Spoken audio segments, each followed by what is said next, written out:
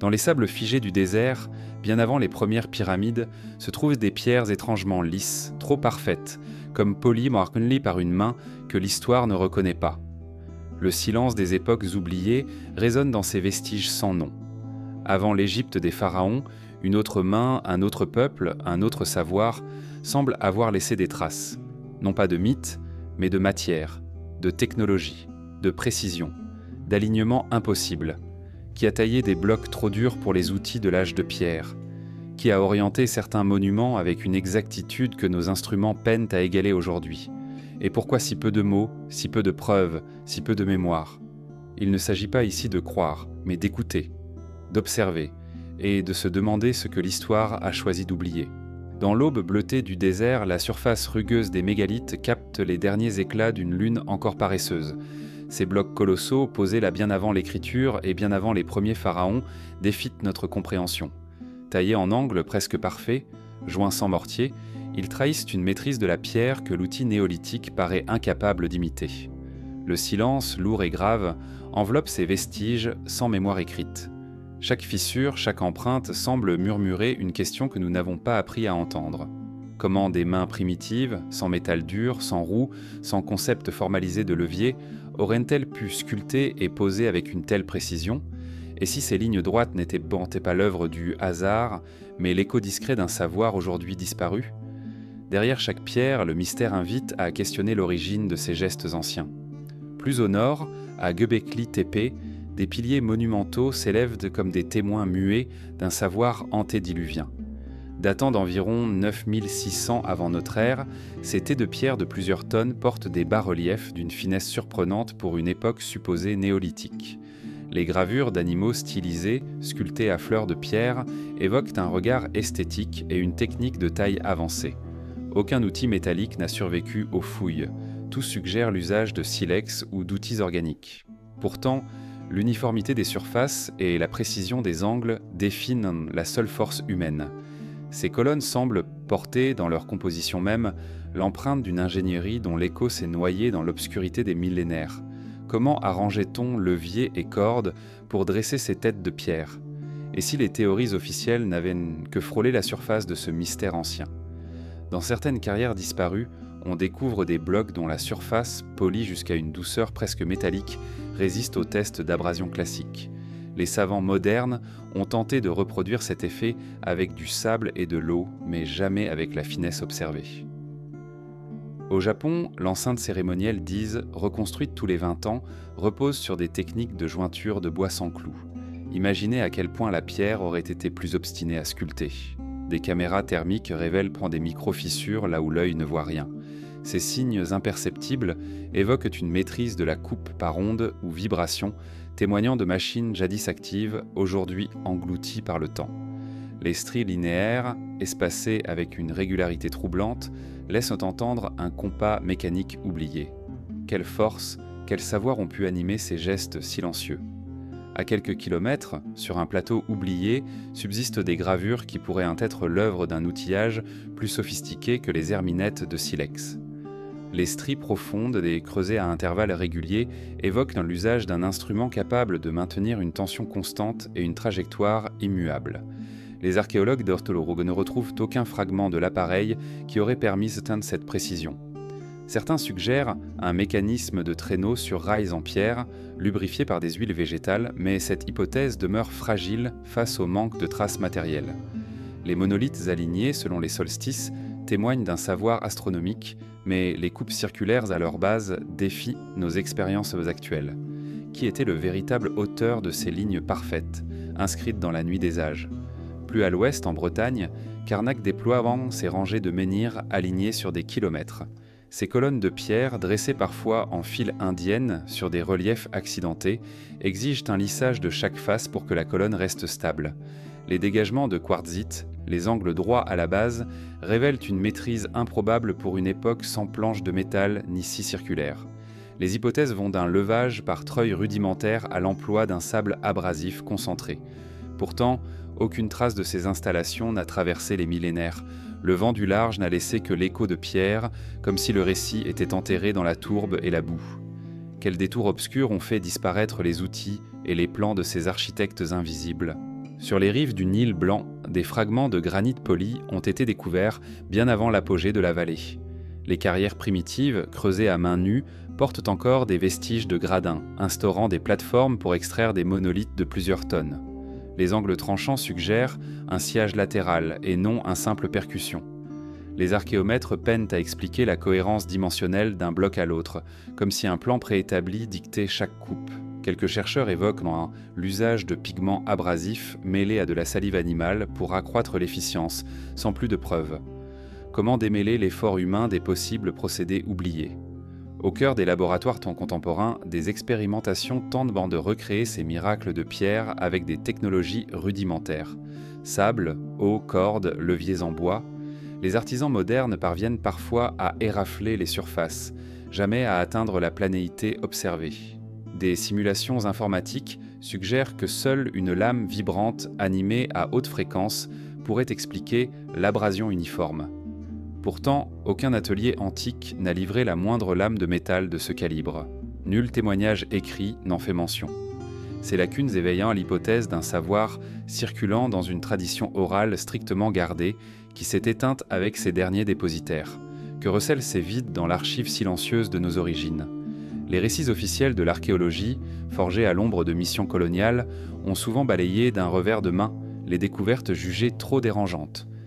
Les carnets de fouilles européens ne mentionnent que sommairement les tâches délicates effectuées par les ouvriers locaux, minimisant l'intelligence déployée dans l'extraction et la mise en forme des pierres.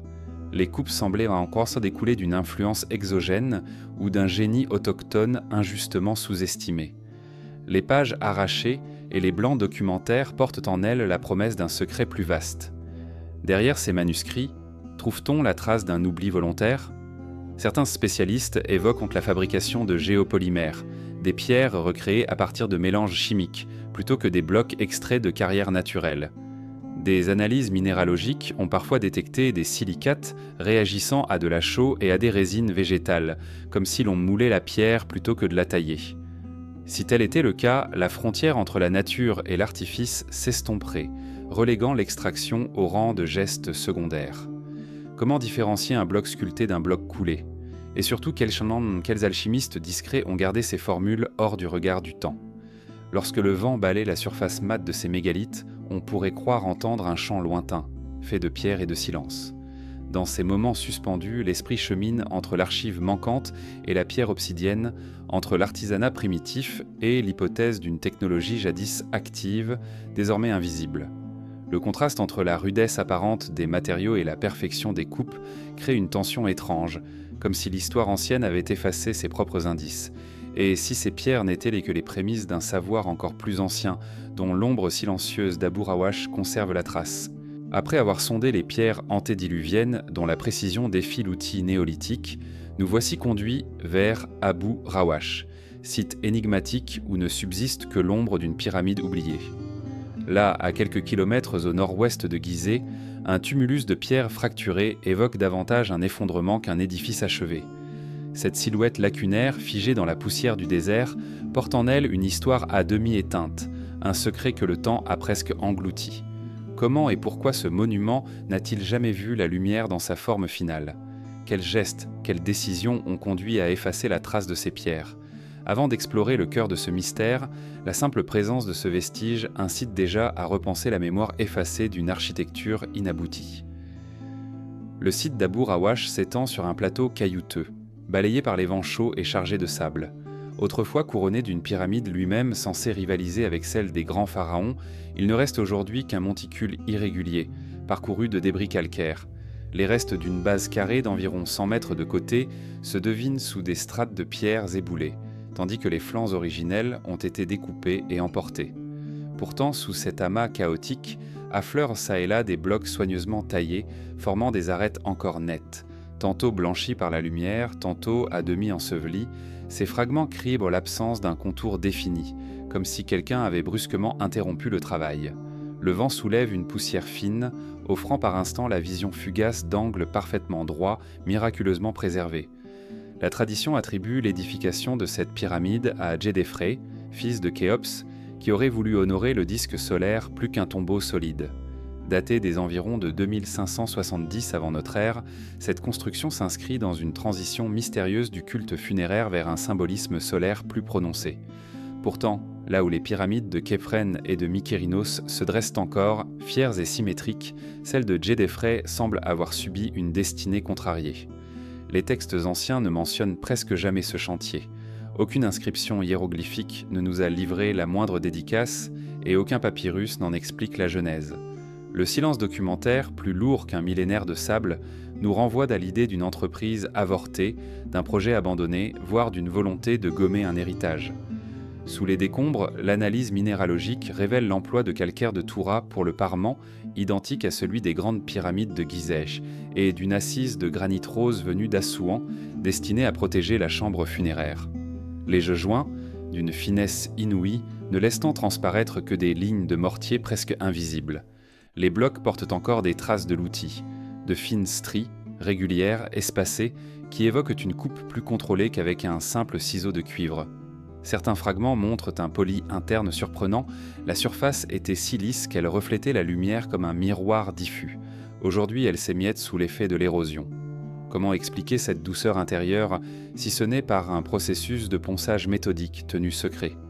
Au fil des siècles, Abu Rawash a été dépouillé de ses pierres par des générations successives. Les blocs parmentaires ont servi à bâtir des mosquées voisines, des maisons rurales et même la citadelle de Ibn Tulun au Caire. Des récits médiévaux évoquent par des caravanes transportant des pierres de la pyramide disparue vers la ville. Pour certains, ce pillage s'explique par la volonté de recycler à moindre coût des matériaux de haute qualité. Pour d'autres, c'est un acte délibéré d'effacement culturel. Les empereurs romains, selon quelques sources de fragmentaires, auraient ordonné la démolition pour faire place à un fortin stratégique. À chaque retrait, la forme originelle se délitait un peu plus, jusqu'à ne laisser qu'une silhouette informe.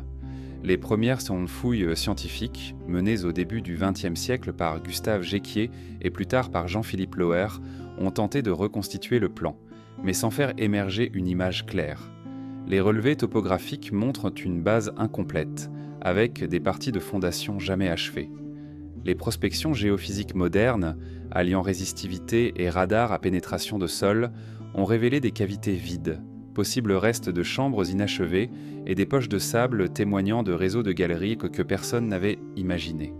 Pourtant, aucun artefact funéraire n'a jamais été découvert, ni sarcophage, ni fragment de papyrus, ni trace de rituel.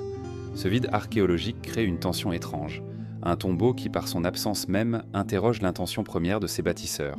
Parmi les hypothèses émergentes, certains chercheurs évoquent pas la possibilité d'une fabrication partielle de blocs en géopolymère, mêlant chaux, argile et résidus organiques. Cette méthode, si elle avait été utilisée, expliquerait la cohérence dimensionnelle des fragments retrouvés et la rapidité de l'ouvrage. Des analyses spectroscopiques ont parfois détecté des minéraux non présents dans les carrières locales, comme si l'on avait coulé certaines sections plutôt que taillé la pierre. Le secret d'un mélange performant, conservé dans la mémoire orale de maîtres artisans, se serait volatilisé avec eux. Peut-être ces alchimistes antiques disposaient-ils d'un savoir composite, entre art et chimie, que nous n'avons plus les moyens de reconstituer. Au-delà des pierres et des cavités, Abu Rawash vit encore dans les récits populaires. Les anciens du village voisin parlent de voix dans la nuit, de l'écho d'outils frappant le calcaire sous la pleine lune, comme si le chantier se poursuivait dans l'ombre. Certains prétendent même discerner, à l'aube, la silhouette d'une rampe de bois fantomatique levée dans le ciel gris. Ces légendes, si naïves qu'elles puissent paraître, portent la trace d'un souvenir collectif tenace, d'un malaise face à l'impuissance à comprendre. Elles rappellent que la vérité historique n'existe pas seulement dans les textes officiels, mais aussi dans les murmures transmis de bouche à oreille. Aujourd'hui, des drones équipés de lidar et de scanners multispectraux survolent un fois le tumulus pour déceler l'invisible. Ils captent des variations de densité et des anomalies thermiques, suggérant des substrats aménagés sous les dalles. Des modèles 3D montrent des alignements déroutants avec la grande pyramide de Khéops, comme si le centre du projet avait été déplacé. Mais aucun relevé ne révèle l'outil exact qui aurait pu pratiquer ces coupes délicates, ni la méthode employée pour transporter des blocs de plusieurs tonnes à cet endroit précis. Le mystère demeure, inscrit dans chaque fracture, chaque cavité, chaque grain de sable. Lorsque l'on s'éloigne du site, le vent du désert efface rapidement les dernières traces de présence humaine. Mais dans l'esprit de ceux qui observent, Abu Rawash reste un témoignage troublant d'une histoire inachevée, d'un savoir disparu ou tenu secret. Dans l'alternance du clair et de l'obscur, l'ombre de la pyramide fantôme interroge notre regard moderne.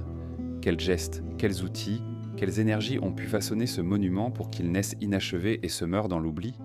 Et si, sous la poussière, subsistaient des stries plus fines encore que celles de l'âge de pierre, vestiges d'un sciage à la manière d'une lame vibrante ?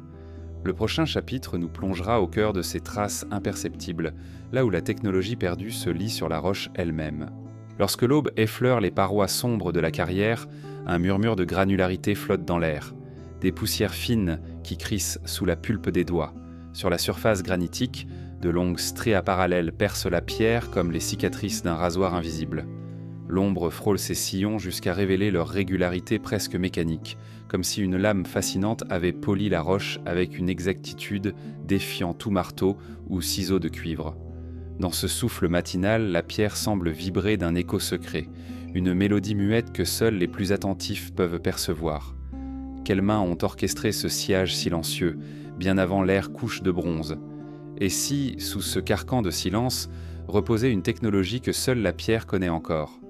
Au sud de la vallée du Nil, à Assouan, gît l'obélisque inachevé, théâtre de ces mystérieuses stries. Écrasé sous son propre poids, le monolithe de plus de 1000 tonnes montre sur ses flancs des sillons d'une finesse déconcertante. Les archéologues affirment qu'il résulte d'une scie de cuivre munie de sable abrasif, actionnée par un va-et-vient rituel. Pourtant, lorsque l'on mesure la profondeur et la netteté de ces entailles, on peine à concilier la rusticité présumée de l'outil avec la perfection des coupes. Entre chaque bande, on observe un écart régulier, comme tracé au compas. Ce silence technologique, creusé dans le granit, soulève une question fondamentale. L'homme du 4e millénaire avant notre ère disposait-il déjà d'une ingénierie de précision perdue depuis ? Dans les laboratoires de contemporains, des expérimentations se sont multipliées pour reproduire ces stries. Des artisans créateurs, munis de lames de cuivre et de sable de quartz, ont tenté le même geste sur des blocs comparables. Le résultat reste invariablement plus irrégulier, plus effrité. Les coupes modernes montrent des aspérités invisibles aux vestiges antiques. On s'est alors tourné vers la simulation informatique. Un modèle numérique démontre qu'une fréquence de vibration élevée, proche de l'ultrason, réduirait la rugosité et uniformiserait la profondeur. Une lame vibrante, animée à plusieurs milliers de cycles par seconde, pourrait théoriquement effectuer le travail. Mais où sont donc passés ces instruments ? Aucun métal de cette qualité n'a été retrouvé dans les couches archéologiques antèques. Comment rester sur cette contradiction, tangente d'un savoir perdu, sans accéder aux outils même qui l'ont produit ? Plus surprenant encore, certaines strides présentent un poli interne presque soyeux, digne d'un miroir diffus. Au microscope, le granit révèle des micro-fissures comblées, comme si l'on avait chauffé la roche avant de la faire couler. Dans les échantillons prélevés, Conan indiquant des traces de silice fondu suggèrent une température localisée très élevée, produite soit par un frottement extrême, soit par une source de chaleur concentrée. L'hypothèse d'un faisceau thermique dirigé, une sorte de chalumeau primitif, naît alors. Or, aucun écrit, aucune figuration ne décrit un tel procédé. Le vide documentaire fait écho au vide matériel des outils. Seule la matière porte encore le secret inscrite dans le grain même de la pierre. Les géologues ont également relevé des microstriations discordantes, de minuscules rainures perpendiculaires aux sillons principaux, espacées à intervalles équivalents. Ces ondulations, invisibles à l'œil nu, viennent rompre la linéarité générale et évoquent une découpe par ondes sinusoïdales, guidée selon une fréquence précise.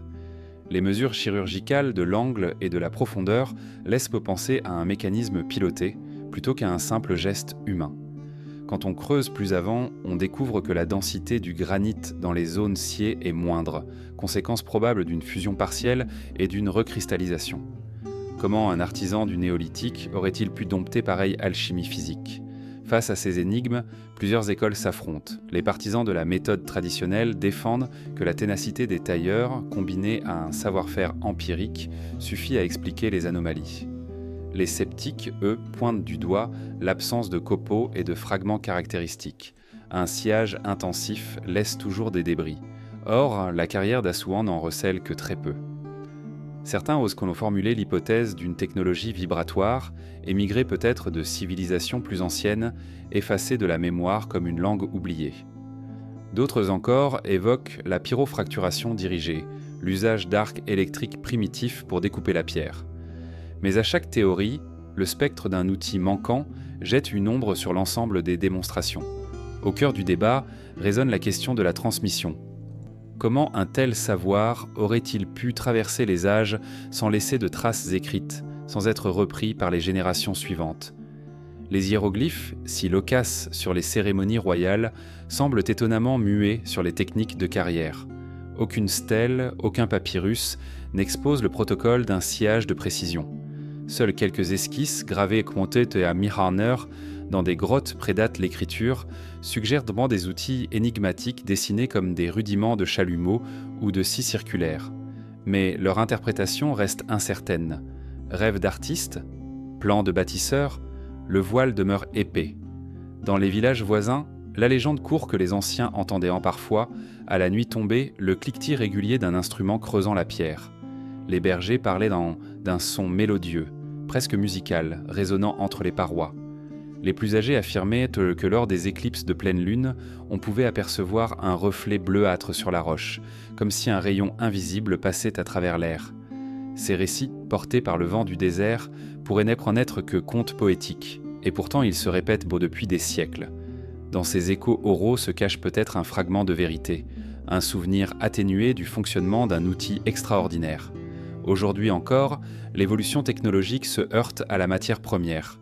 Les scientifiques collent, chauffent, vibrent, mais ne parviennent pas à reproduire l'harmonie de ces coupes anciennes. Les lasers contemporains, avec des puissances colossales, laissent toujours une zone brûlée, une trace thermique visible. Les stries préhistoriques ne présentent ni calcinure ni dépôt de fusion ondulante. Leur polissage reste uniforme sur plusieurs dizaines de centimètres, témoignage d'une maîtrise du flux énergétique encore incompréhensible. Le silence de la pierre, plus éloquent que tout discours, nous impose l'humilité face à ce savoir perdu. Quand le soleil décline, les ombres s'allongent, la carrière se vide de ses chercheurs. Seule demeure l'empreinte lisse des sillons, chemin énigmatique vers une énigme millénaire. Dans ce paysage austère, chaque rainure suspendue interroge la frontière entre l'artisanat primitif et la technologie oubliée. Quelle source de pouvoir, quelle curiosité originelle a conduit des mains obscures à découper le granit comme s'il s'agissait d'une cire molle. Au-delà des stries, sous le même ciel immémorial, un autre mystère attend, des monolithes alignés selon les étoiles, érigés par un peuple sans écriture, observant le cosmos dans le silence des nuits désertiques. C'est vers ces pierres levées, vestiges d'un observatoire oublié, que nos pas nous guideront à présent. Au cœur du désert nubien, là où le vent crépite en silence sur un sol craquelé de sel, s'étend l'immense cuvette de Nabta Playa. À la tombée du jour, le sable ocre semble absorber la dernière lueur du soleil, laissant flotter dans l'air un parfum âcre d'argile desséchée. Dans ce désert, aucun monument ne courtise l'œil du voyageur moderne. Seules quelques silhouettes de pierres rongées par le temps émergent çà et là, alignées comme pour évoquer un ordre cosmique oublié. Au centre de ce paysage désolé, un cercle de menhirs se dresse en demi-teinte, défiant l'évidence d'un simple aménagement pastoral. Qui, dans la préhistoire profonde, a gravé ses repères dans ce désert, loin des rives fertiles du Nil. Les fouilles menées depuis les années 1970 ont révélé un site étonnamment ancien. Des 6000 avant notre ère, des pasteurs néolithiques y dressaient déjà des pierres et creusaient des puits pour capter l'eau des rares pluies. Mais bien avant ces bassins rudimentaires, ils avaient érigé des cercles et des alignements orientés vers l'horizon zodiacal. Chaque solstice semblait souligné par une rangée de blocs soigneusement positionnés, formant un cadran astronomique rudimentaire. Comment ces communautés nomades, sans écriture ni outils métalliques, auraient-elles acquis une telle précision de repères ? Et surtout, pourquoi tant d'efforts pour surveiller un ciel déserté ? Les pierres de Nabta Playa, majoritairement du basalte local, présentent des faces grossièrement dégrossies, taillées à la pointe de silex ou de grès. Pourtant, leurs emplacements dessinent un tracé dont la netteté rivalise avec certains observatoires antiques. À l'aube du solstice d'été, un rayon de lumière s'infiltre entre deux menhirs, traçant une ligne immobile jusqu'à l'extrémité d'un cercle adjacent. Cette magie est-elle le fruit d'un coup de chance répétitif ou d'un calcul élaboré ? Les archéologues ont noté que certaines pierres étaient lestées par des encoches à leur base, peut-être pour ajuster l'inclinaison selon la déclinaison solaire. Mais aucun document ou tradition orale ultérieure ne vient expliquer ce rituel de mesure. Au centre du complexe se trouvent de petites coupoles en pierre, semblables à des foyers éteints. Ces cuvettes de circulaires, d'environ 1 mètre de diamètre, étaient parfois tapissées d'ocre rouge et saturées d'ossements d'animaux. Les analyses révèlent une alternance de couches sédimentaires et d'éléments organiques, comme si les communautés pratiquaient un rituel cyclique, lié aux saisons. Entre chaque saison, la position du soleil décalait doucement la lumière sur la pierre blanche, tandis que la poussière ocre s'insinuait dans les interstices. Ces autels temporels évoquent une cosmologie tournée vers le ciel, tissée de rites dont la mémoire s'est estompée. Plus énigmatique encore, certaines pierres isolées portent des encoches horizontales, creusées à hauteur d'œil humain. Ces petites fentes, taillées avec soin, suggèrent l'usage d'un instrument d'alignement, peut-être un gnomon primitif, permettant de calculer la hauteur du soleil. À la surface, des micro-lignes gravées à l'arrière de certaines pierres forment des index de position, presque invisibles à l'œil nu. Les relevés photogrammétriques modernes ont mis en évidence ces détails, confirmant l'existence d'une science du repère astronomique bien antérieure au grand temple solaire. Quel geste précis, quelle observation répétée a forgé ce savoir sans aucune trace écrite. Dans l'isolement de la cuvette, la rotation des étoiles donne à la nuit un rythme immuable. Les perséides, filant dans l'ombre, semblent glisser sur ces pierres dressées comme un silence venu d'un autre monde. Les archéologues ont repéré des variations de densité dans le sol, suggérant d'anciens aménagements souterrains, peut-être destinés à caler les monolithes sur une base stable. Des relevés lidar révèlent des dépôts de gravier organisés en cercles concentriques, fossilisant le contour d'anciennes structures effacées. Le vent a pu disperser les pierres les plus légères, mais comment expliquer la disparition quasi totale de ces vestiges souterrains ? Le climat de la région a considérablement changé entre 7000 et 5000 avant notre ère. Nabta Playa, jadis lac intermittent, se couvrait d'une nappe d'eau saisonnière, attirant troupeaux et prédateurs. Puis la désertification progressive contraignit les communautés à migrer vers le Nil. Pourtant, leur savoir astronomique ne disparaît pas soudainement. On le retrouve des décennies plus tard dans l'alignement des pyramides plus au nord. Cette continuité soulève la question d'une transmission. Les bâtisseurs de Nabta Playa auraient-ils été les premiers astronomes de la vallée, dont le legs se perd enfin dans les sables de l'histoire officielle ? Pourtant, la recherche sur Nabta Playa reste fragmentaire. Les publications sporadiques ne font qu'effleurer la complexité du site, et les fouilles, limitées par la logistique du désert, se déroulent souvent par à-coups. Les carnets d'expédition mentionnent à peine les rituels solaires, préférant se concentrer sur les puits d'eau et les restes de faune. Le silence des rapports archéologiques crée un vide propice aux spéculations, pierres-tas soulevées par des forces telluriques, observatoires extraterrestres. Ces récits populaires ne font qu'ajouter du mystère, mais ils témoignent surtout de notre incapacité à expliquer un savoir millénaire trop vite jugé hors du temps. Les pierres de Nabta Playa gisent désormais sous la surveillance discrète de drones, tandis que des capteurs enregistrent la température et l'humidité pour détecter tout changement ou nouvelle structure. Les équipes internationales comparant ces données avec celles d'autres sites mégalithiques préhistoriques, traquant des similitudes d'orientation et de méthode. Un rapprochement avec les cercles de pierre de Mauritanie ou de l'Indus émerge comme si un réseau d'observatoires primitifs s'était étendu sur plusieurs continents. Comment ces savoirs auraient-ils pu voyager sans route, sans écriture ? Quel lien ténu relie la cuvette solitaire de Nabta Playa aux monuments perdus d'autres déserts inconnus ? À l'aube, quand la lumière revient, le cercle central s'illumine d'un éclat doux, presque surnaturel. Les contours des monolithes se détachent sur l'horizon lisse, offrant l'image d'un cadran cosmique précalibré par des mains que nous peinons encore à imaginer. Chaque pierre, frappée par 1000 nuits d'observation, porte en elle l'ombre d'un savoir aujourd'hui fragmenté. Les néons de la science moderne percent à peine ce voile, trop pressés d'expliquer par des modèles trop récents. Dans le désert, le silence reste souverain, gardien de secrets enfouis sous des tonnes de sable et de temps. Lorsque l'on quitte Nabta Playa, le vent balaie la dernière trace de pas.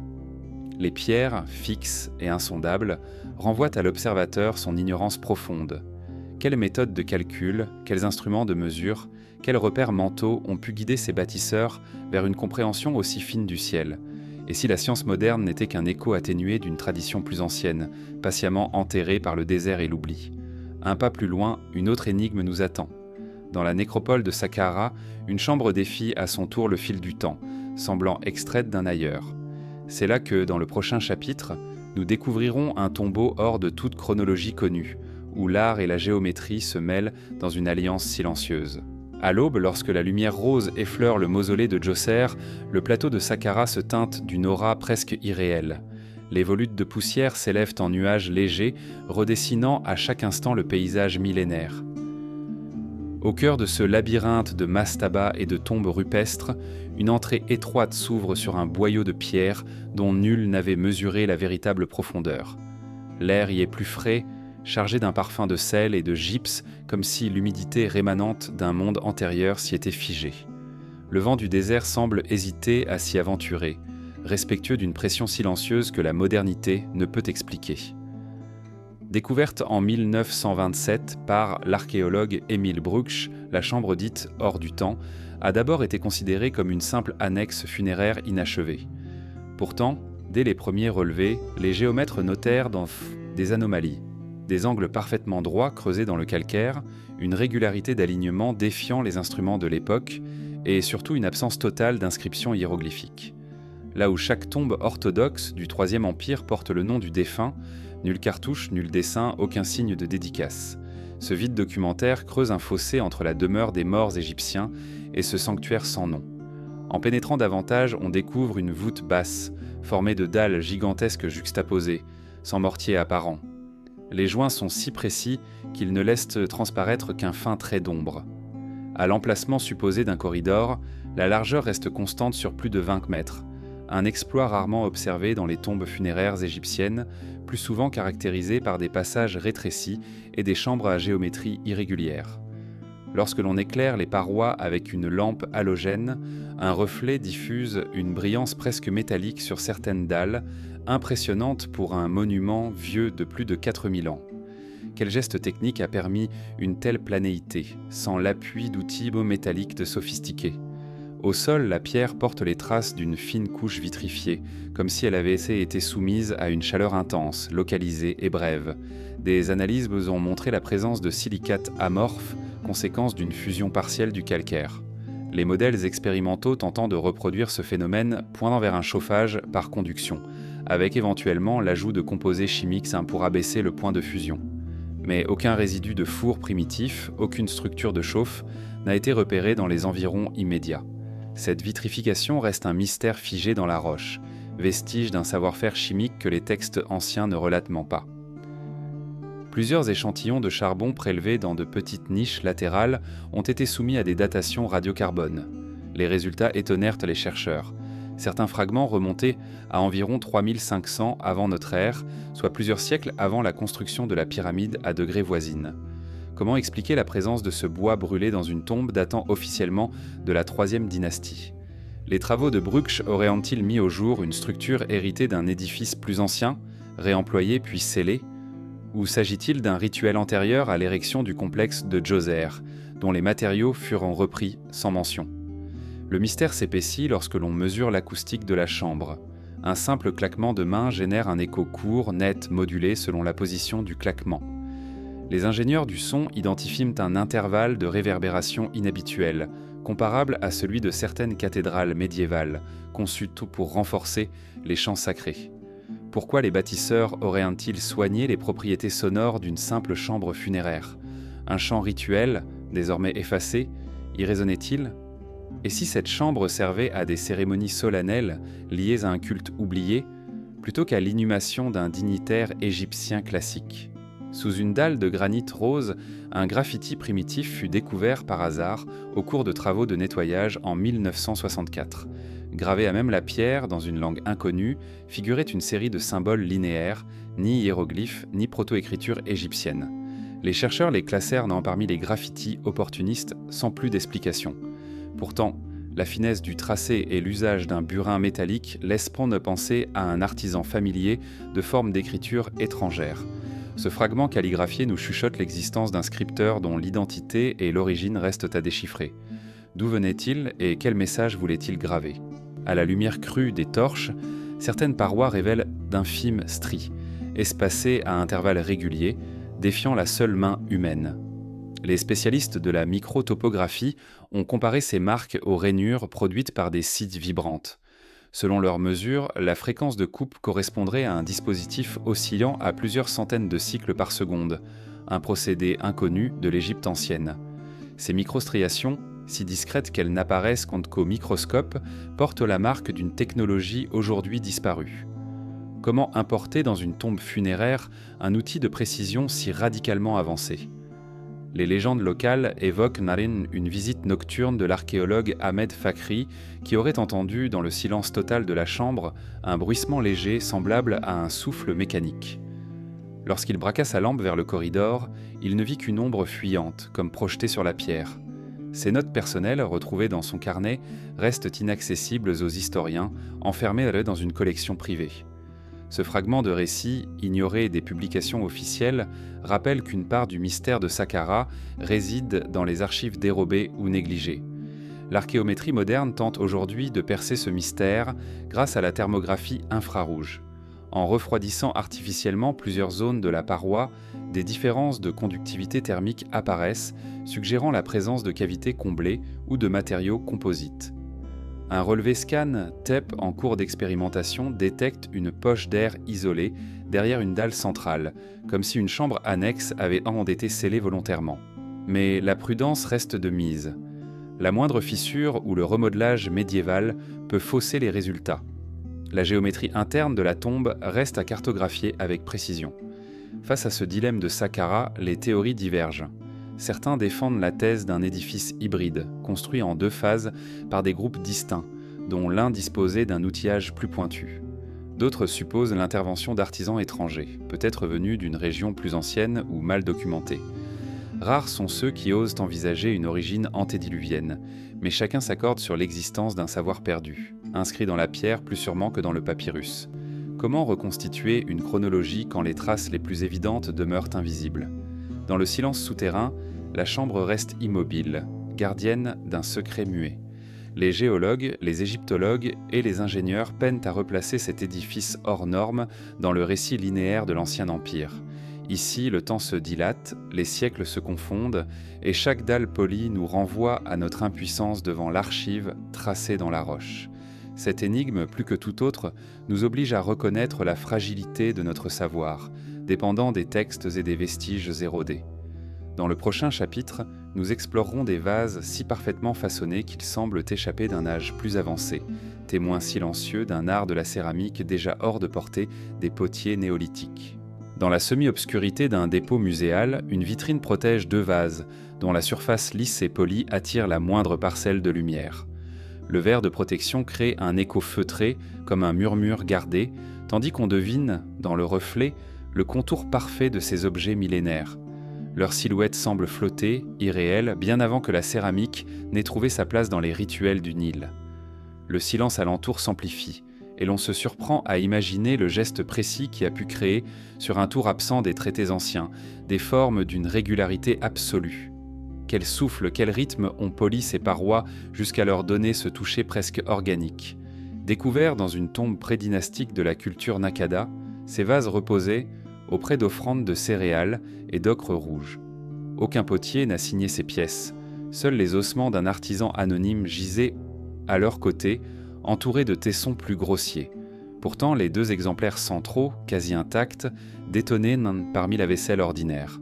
Leurs parois, d'une épaisseur uniforme de 2 à 3 mm, défient la patience même du plus habile des tourneurs modernes. Comment un potier sans roue, guidé uniquement par le toucher et l'œil, aurait-il pu atteindre une symétrie si parfaite? Sous une loupe binoculaire, l'œil découvre l'incroyable homothétie du contour.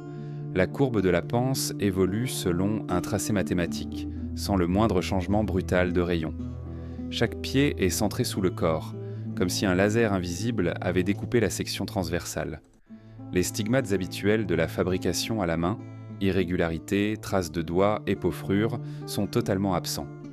À la place, un poli matifié, presque doux au toucher, évoque un ponçage de haute précision, mené jusqu'à éliminer toute rugosité microscopique. Les analyses minéralogiques, menées au synchrotron, ont mis en lumière une vitrification partielle de la surface, avec des cristaux de tridymite et de mullite, des composés que l'on ne retrouve normalement que dans des céramiques d'une cuisson à plus de 1200 degrés Celsius. Or, les premières installations de fours en Égypte datent, selon les fouilles classiques, du Nouvel Empire, plus de 2 millénaires plus tard. Comment expliquer la présence de ces phases à haute température dans des vases prétendument façonnés avant l'an 3000 avant notre ère ? Les expérimentations contemporaines, reproduisant les compositions argileuses du désert, peinent à générer la moindre tridymite. Les essais en laboratoire, utilisant tours, sable et fumée pour abaisser la température de fusion, n'aboutissent donc qu'à des craquelures ou à une surface inachevée. Même les fours les plus sophistiqués du XXe siècle produisent des matrices trop poreuses ou surcuites, dénuées de l'élégance sereine de ces vases anciens. Leurs parois, luisantes sans éclat, semblent avoir traversé les âges sans la moindre fissure. Les récits égyptiens, muets sur la céramique, n'évoquent jamais de maîtres potiers ni d'ateliers spécialisés avant l'aube de la 4e dynastie.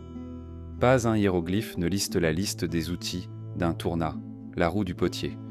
Pourtant, certains graffitis peu lisibles, découverts dans des carrières proches de Gebel el-Arak, montrent des croquis de formes adoucies, presque stylisés, comme si un croquis préliminaire avait guidé le geste. Était-ce un protocole secret transmis de maître à apprenti, hors de la tradition officielle ? La présence d'inclusions métalliques, détectées par fluorescence X, ajoute un dernier voile d'étrangeté. De fines lamelles de plomb et d'étain mêlées à la pâte suggèrent l'usage d'un engobe métallique pour renforcer la cohésion et lisser la surface. Des pratiques similaires n'apparaissent dans la documentation qu'au tournant du 1er millénaire avant notre ère, loin de l'époque Naqada. Avait-il inventé, puis perdu, une forme de glaçure décorative fondée sur des alliages inconnus ? Certains archéologues limitent l'enjeu à un échange de savoir avec la Mésopotamie, évoquant des marchands itinérants venus partager des techniques de cuisson avancées. Mais les analyses isotopiques du matériau céramique confirment une provenance locale, absorptiométrie après activation neutronique oblige. S'ils ont acquis un protocole étranger, ils l'ont adapté à leur terre, sans laisser d'autres traces que ces pièces insolites. Les carnets de fouilles du début du XXe siècle, malheureusement partiels, mentionnent des fragments de vases similaires à El Kab et à Hierakonpolis. Toutefois, ces références ont souvent été écartées des rapports finaux, jugées dérangeantes ou hors contexte. On raconte que des lopaths de Tesson auraient maintenant été envoyés en Europe, puis disparaissaient dans des collections privées. Quelle part de notre compréhension archéologique est ainsi restée verrouillée ? Dans les villages proches, les anciens parlent d'un type de récipient sacré, conservé dans des niches troglodytes, dont la couleur évoquait le bleu profond du Nil après la crue. Lors des cérémonies villageoises, on sortait ces coupes garnies d'eau d'érable fermentée, en murmure de reconnaissance envers les ancêtres. Lorsque les archéologues s'y intéressèrent, nombre de ces objets s'étaient déjà brisés ou cachés, redoutant l'œil étranger. Les légendes transmettent un écho. Nos pères buvaient au creux de ces coupes, et la lumière dansait sur leurs lèvres. Récemment, des modélisations 3D ont permis de superposer plusieurs vases fragmentaires.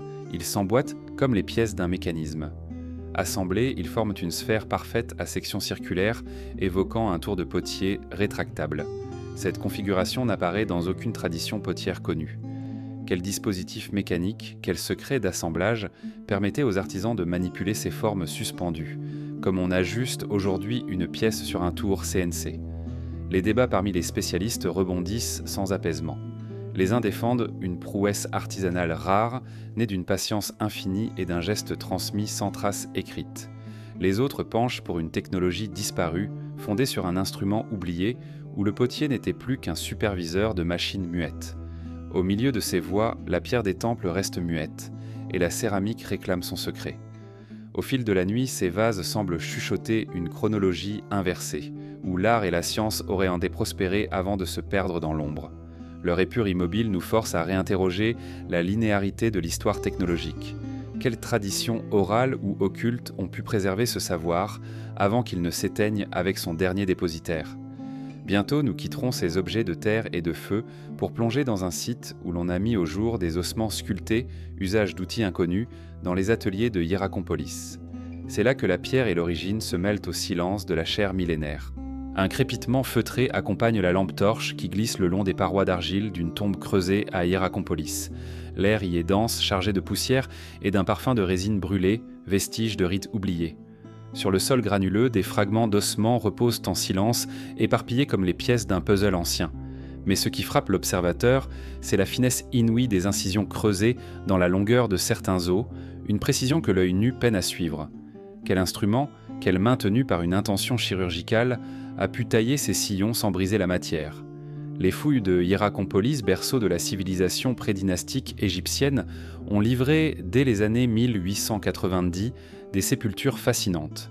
Parmi elles, une fosse commune d'artisans, datée vers 3500 avant notre ère, a révélé des membres supérieurs humains portant des entailles régulières, alignées, presque chirurgicales. Les ostries n'étaient ni grossières, ni accidentelles. Elles présentaient une régularité métronomique, un écartement constant de quelques millimètres, témoignant d'un geste maîtrisé, guidé par une règle invisible. Comment, à une époque où le cuivre tendre n'était qu'à ses balbutiements, aurait-on pu réaliser de telles coupes? Dans l'ombre des tombes, les micro-CT scans offrent un éclairage inédit. Quand l'écran révèle l'intérieur des os, on découvre des zones d'os compactes, légèrement fondues, comme coiffées d'un vernis sombre. Les chercheurs y voient l'effet d'une chaleur localisée, produite à l'aide peut-être d'un métal chauffé ou d'un frottement extrême, sans trace de fragmentation interne caractéristique des lames de silex. Ces micro-fissures vitrifiées définissent la technologie du néolithique tardif.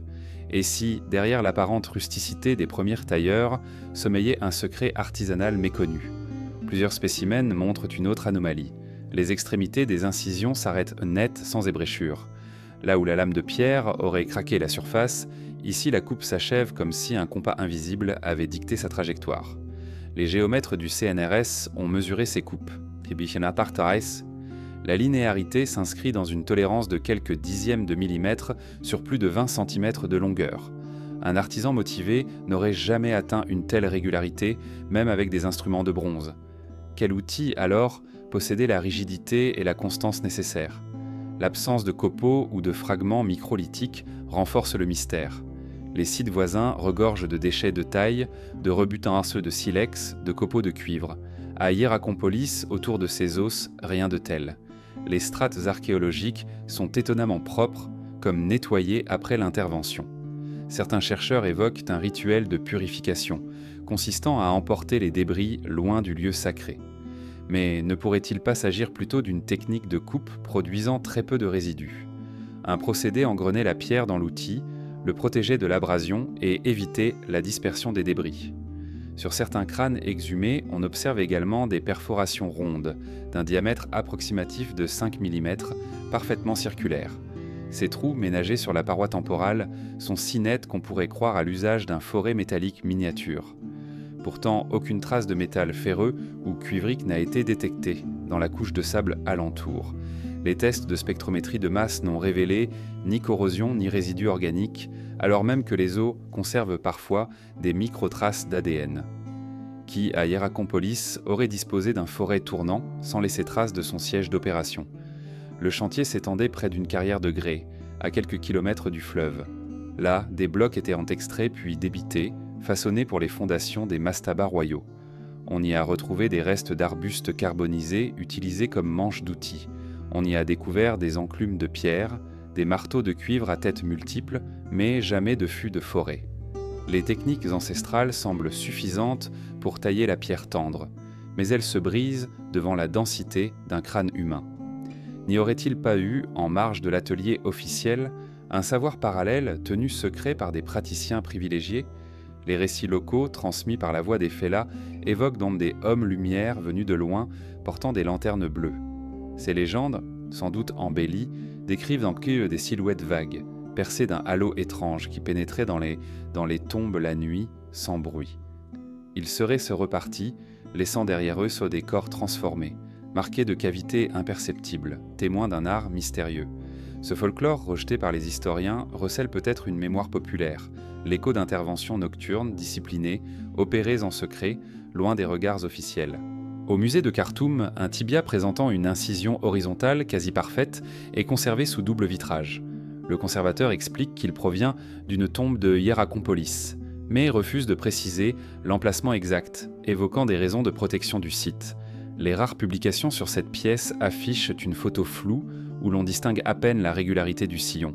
Toutefois, les rapports préliminaires mentionnent un angle d'entrée de la lame calculé à moins de 3 degrés, comme si l'incision visait à retirer une fraction de cortex osseux pour libérer un canal nerveux. S'agissait-il d'une prothèse chirurgicale, d'une forme de décompression crânienne anticipant la trépanation médiévale ? L'hypothèse d'un rituel initiatique circule parmi quelques égyptologues. Selon cette vision, seuls quelques initiés auraient reçu un signe gravé dans l'os, preuve d'une appartenance à un ordre ésotérique. Le geste n'était alors pas un acte médical, mais un rite corporel creusé à même la chair pour marquer l'individu. Cette interprétation soulève un flot de questions. Pourquoi sacrifier la cohésion osseuse ? Comment expliquer l'absence de cicatrisation osseuse sur des restes présumés avoir survécu plusieurs années ? Les tombes ne montrent aucun signe de guérison, ce qui suggère une intervention post-mortem ou une mort immédiate. Face à ces énigmes, la science moderne tente de répliquer le geste. Des laboratoires spécialisés testent des forêts diamantées sur des os comparables, simulant les angles et la vitesse de rotation requise. Même avec des machines CNC filaires, la surchauffe localisée produit toujours des craquelures et des bavures. Seules les fraises à ultrasons, pilotées par un microcontrôleur, parviennent à se rapprocher du résultat antique. Des coupes nettes, sans éclat, sans résidus. Mais cette technologie n'existait pas avant le XXe siècle. Comment expliquer le parallèle entre un procédé si contemporain et un site vieux de plus de 5000 ans ? Les études isotopiques sur les minéraux incrustés dans les incisions révèlent la présence de traces de cuivre et d'argent mêlées à des particules siliceuses, comme un abrasif organique enrichi. Ce mélange, si optimisé, témoigne d'une connaissance avancée des propriétés chimiques des métaux. Les praticiens de Hierakonpolis ne se contentaient peut-être pas de sculpter l'os, mais de maîtriser la réaction thermique et chimique de coupe. Ce cocktail abrasif lubrifiant, disparu depuis, devait tenir lieu d'émail protecteur évitant la surchauffe et le bris. Qui détenait encore ce savoir alchimique et pourquoi l'a-t-on étouffé ? Quand la torche s'éteint enfin, la chambre redevient un puits de silence. Les os exposés à la lueur vacillante reprennent leur immobilité funèbre.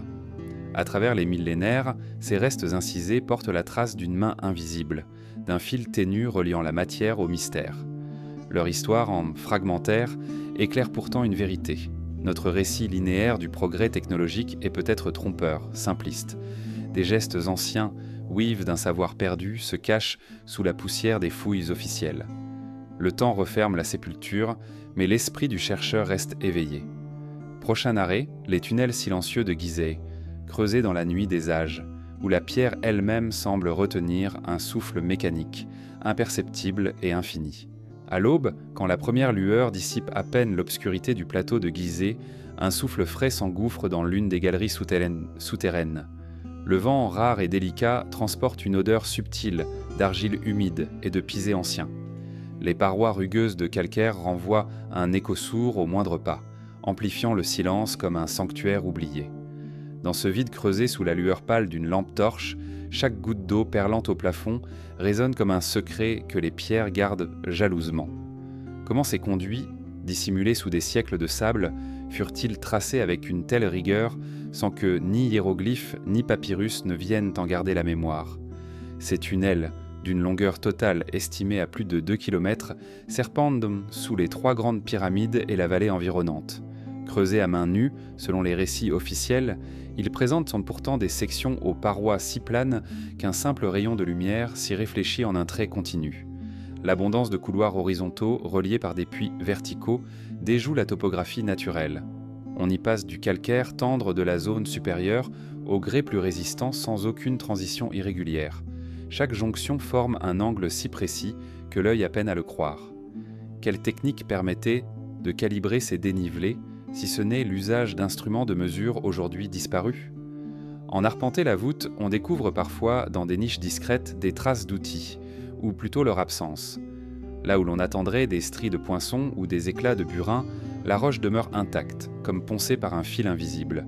Les géologues modernes ont relevé, à l'aide de scanners laser, une planéité mathématique sur plusieurs mètres consécutifs, sans qu'aucune irrégularité ne vienne rompre la régularité du trait.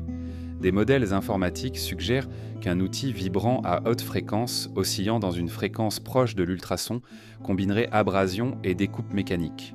Pourtant, aucun fragment de métal ni lame altérée n'a jamais émergé de ces couloirs. Comment expliquer ce lien ténu entre un savoir-faire ancien et une technologie contemporaine ? Au-delà de la coupe, l'acoustique de certains passages se révèle fascinante. Dans un couloir long de 40 mètres, un claquement de main produit un clair écho dédoublé, à intervalles réguliers. Des ingénieurs du son, conviés à mesurer ces réverbérations, ont identifié un temps de résonance proche de celui de certaines chambres funéraires, étudiées pour amplifier les voix lors de cérémonies. Chaque galet roulé au sol, chaque mot murmuré voyage sur une onde sonore inédite, comme si les bâtisseurs avaient compris, au plus profond de leur obscurité, l'influence du son sur l'âme. À quoi servait cette maîtrise sonore ? Rituel initiatique ? Transmission secrète ? Les hypothèses butent contre le vide documentaire. Les alignements des tunnels traduisent une géométrie calculée. Plusieurs galeries principales longent l'axe nord-sud avec une tolérance de quelques centièmes de degré, défiant la simple observation à l'œil nu. L'orientation vers la Grande Ourse ou Orion, visible à travers d'étroits puits d'observation, laisse penser à un rôle astronomique similaire à celui des chambres internes des pyramides. Mais pourquoi enterrer un observatoire sous terre alors que le ciel offre son ampleur à l'air libre ? Peut-être s'agissait-il de préserver des données sensibles, ou de protéger des rituels solaires des profanes. Comment imaginer que des époques sans écriture ni cartographie complexe aient conçu un tel plan souterrain ? Entre deux tunnels, de petits conduits inclinés remontent vers la surface, formant autant de cheminées de ventilation. À l'intérieur, des apics réguliers, sculptés sans ébavure, assurent un tirage constant, évacuant l'air vicié des galeries profondes. Sans ces puits, l'extraction de blocs ou la découpe des parois eût été impossible, tant la chaleur et la poussière étaient étouffantes. Néanmoins, aucune trace de chantier, aucun contour de structure maçonnée n'a été repéré à l'extérieur, là où l'on aurait pourtant trouvé les superstructures de soutènement. Comment un tel système de ventilation clandestin a-t-il résisté aux effacements successifs du temps et du pillage ? Les relevés géophysiques récents, notamment par géoradar et tomographie électrique, ont mis au jour des cavités invisibles depuis la surface. Des vides circulaires et rectangulaires, comblés de sable, témoignent de zones de découpe ou de stockage inconnus des anciens plans de fouilles. Les anomalies thermiques, captées au crépuscule, révèlent des déperditions de chaleur là où quelques pierres renferment peut-être un sanctuaire secret. Chaque nouveau scan élargit le réseau des mystères et souligne l'inachèvement de nos relevés. Comment cartographier complètement un dédale que les bâtisseurs eux-mêmes semblent avoir voulu rendre indéchiffrable ? Dans les récits oraux des Fellahs, on parle d'une galerie où le silence pèse comme un poids de pierre. Certains prétendent qu'à l'aplomb de la chambre du roi, une porte de granit aurait été refermée, interdisant l'accès à un puits de radiation. Ce folklore, rejeté par l'archéologie officielle, évoque parfois des lueurs bleutées ou le chuintement d'un moteur inconnu. Ces témoignages, transmis à voix basse, pourraient n'en n'être que projection du désir humain de mystère, et pourtant ils persistent depuis des générations. Quel souvenir collectif se cache derrière ces murmures ? Les historiens s'accordent sur la datation relative de ces tunnels. Ils seraient un contemporain des premières pierres de la pyramide de Khéops, vers 2550 avant notre ère.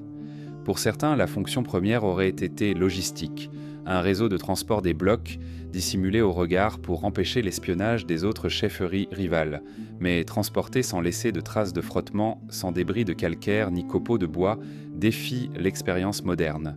Comment les bâtisseurs ont-ils évacué des centaines de tonnes de pierres dans l'ombre, sans laisser la moindre poussière à la surface ? Dans le laboratoire d'un institut européen, on a recréé un mini-tunnel en calcaire analogue, percé à la lame et au sable abrasif. Les chercheurs ont tenté diverses combinaisons de particules, d'eau et de vibrations, mais jamais le rendement ne s'est approché du rendement antique. Les coupes contemporaines demeurent plus irrégulières, plus friables. Seule la soudure laser d'aujourd'hui atteint une finesse comparable, mais en laissant un cordon fondu que la pierre ancienne ne porte pas. Le contraste entre l'ordre parfait des couloirs de Gizeh et la maladresse des essais modernes nous rappelle notre manque d'humilité. Quel héritage avons-nous manqué ? Enterré sous nos certitudes.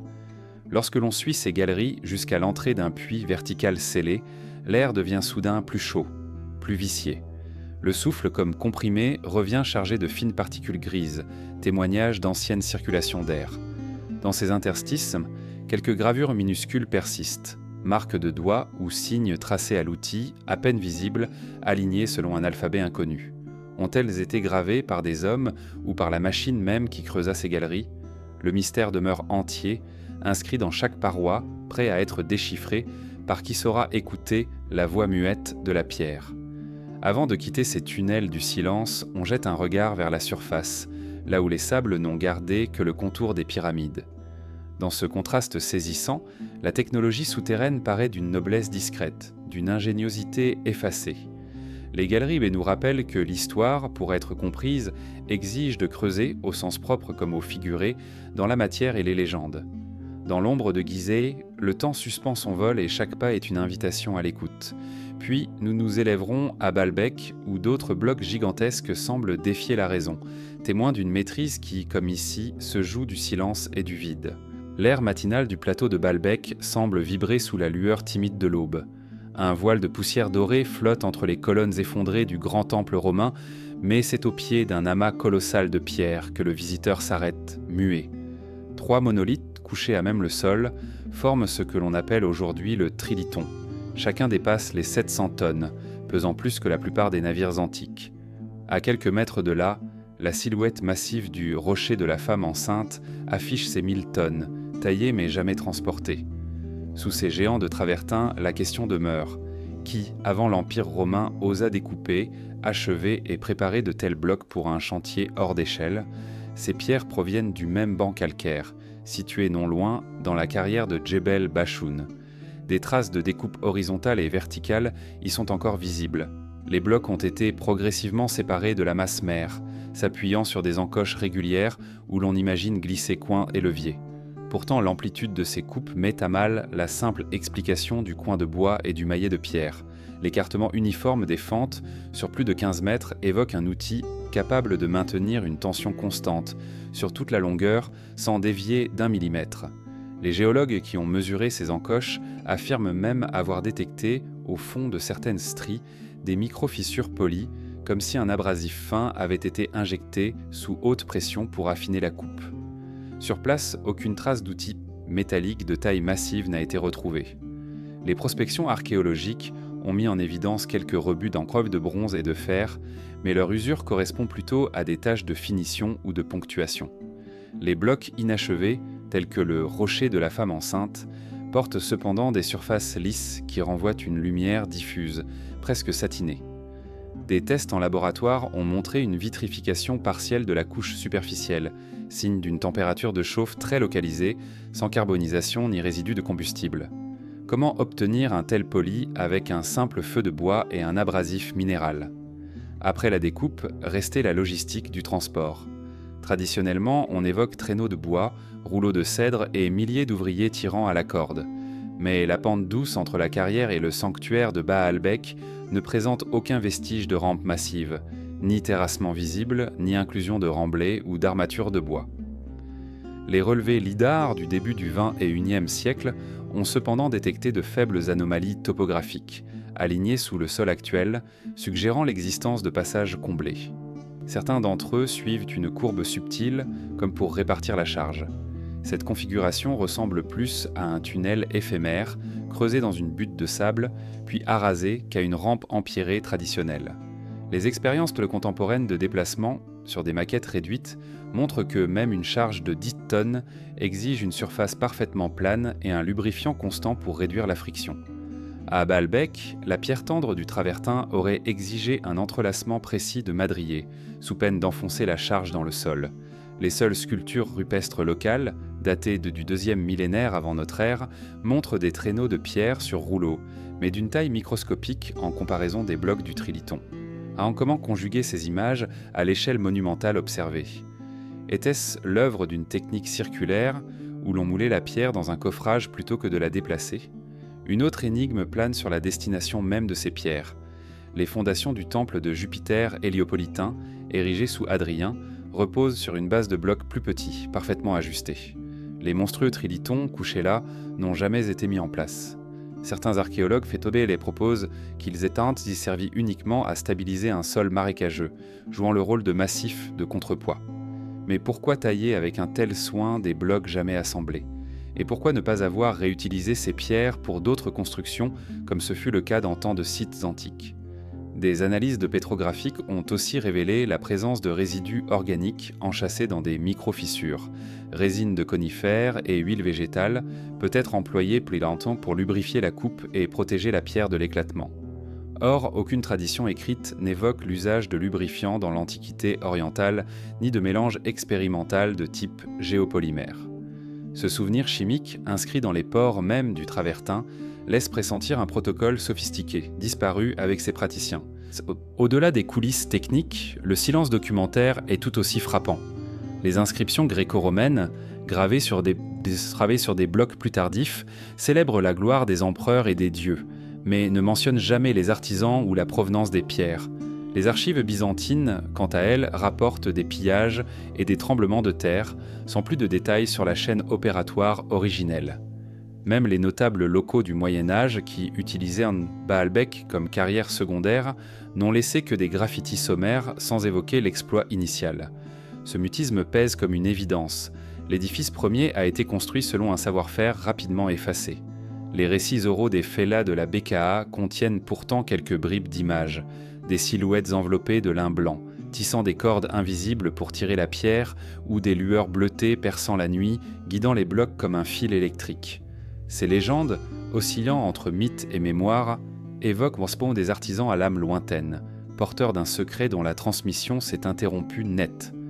Dans ces contes, le rocher de la femme enceinte est un berceau muet, gardien d'un savoir alchimique. Aujourd'hui, les chercheurs recourent à la tomographie électrique et au relevé thermique pour sonder la carrière abandonnée. Des anomalies localisées pourraient correspondre à des restes de machines enfouies ou à des cavités comblées de débris. Les premières données laissent entrevoir un réseau souterrain parallèle, peut-être destiné à stabiliser la masse avant son extraction. Chaque nouveau scan invite à repenser l'échelle du chantier et la sophistication des gestes. Dans le fracas feutré des fouilles modernes, le plateau de Baalbek fait entendre une voix minérale, tissée d'angles parfaits et de surfaces lustrées.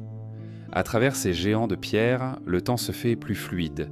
L'Antiquité glisse dans la préhistoire, où la frontière entre l'outil manuel et la machine vibrante se perd. Le mystère demeure entier, gravé dans la matière même des blocs, prêt à révéler un secret à qui saura décrypter la pierre. Dans le prochain chapitre, nous nous rendrons à Abydos, où l'absence de cartouches et la précision des coupes ébranlent encore une autre facette de l'origine égyptienne, nous invitant à questionner qui fut vraiment le maître d'œuvre de ces merveilles oubliées.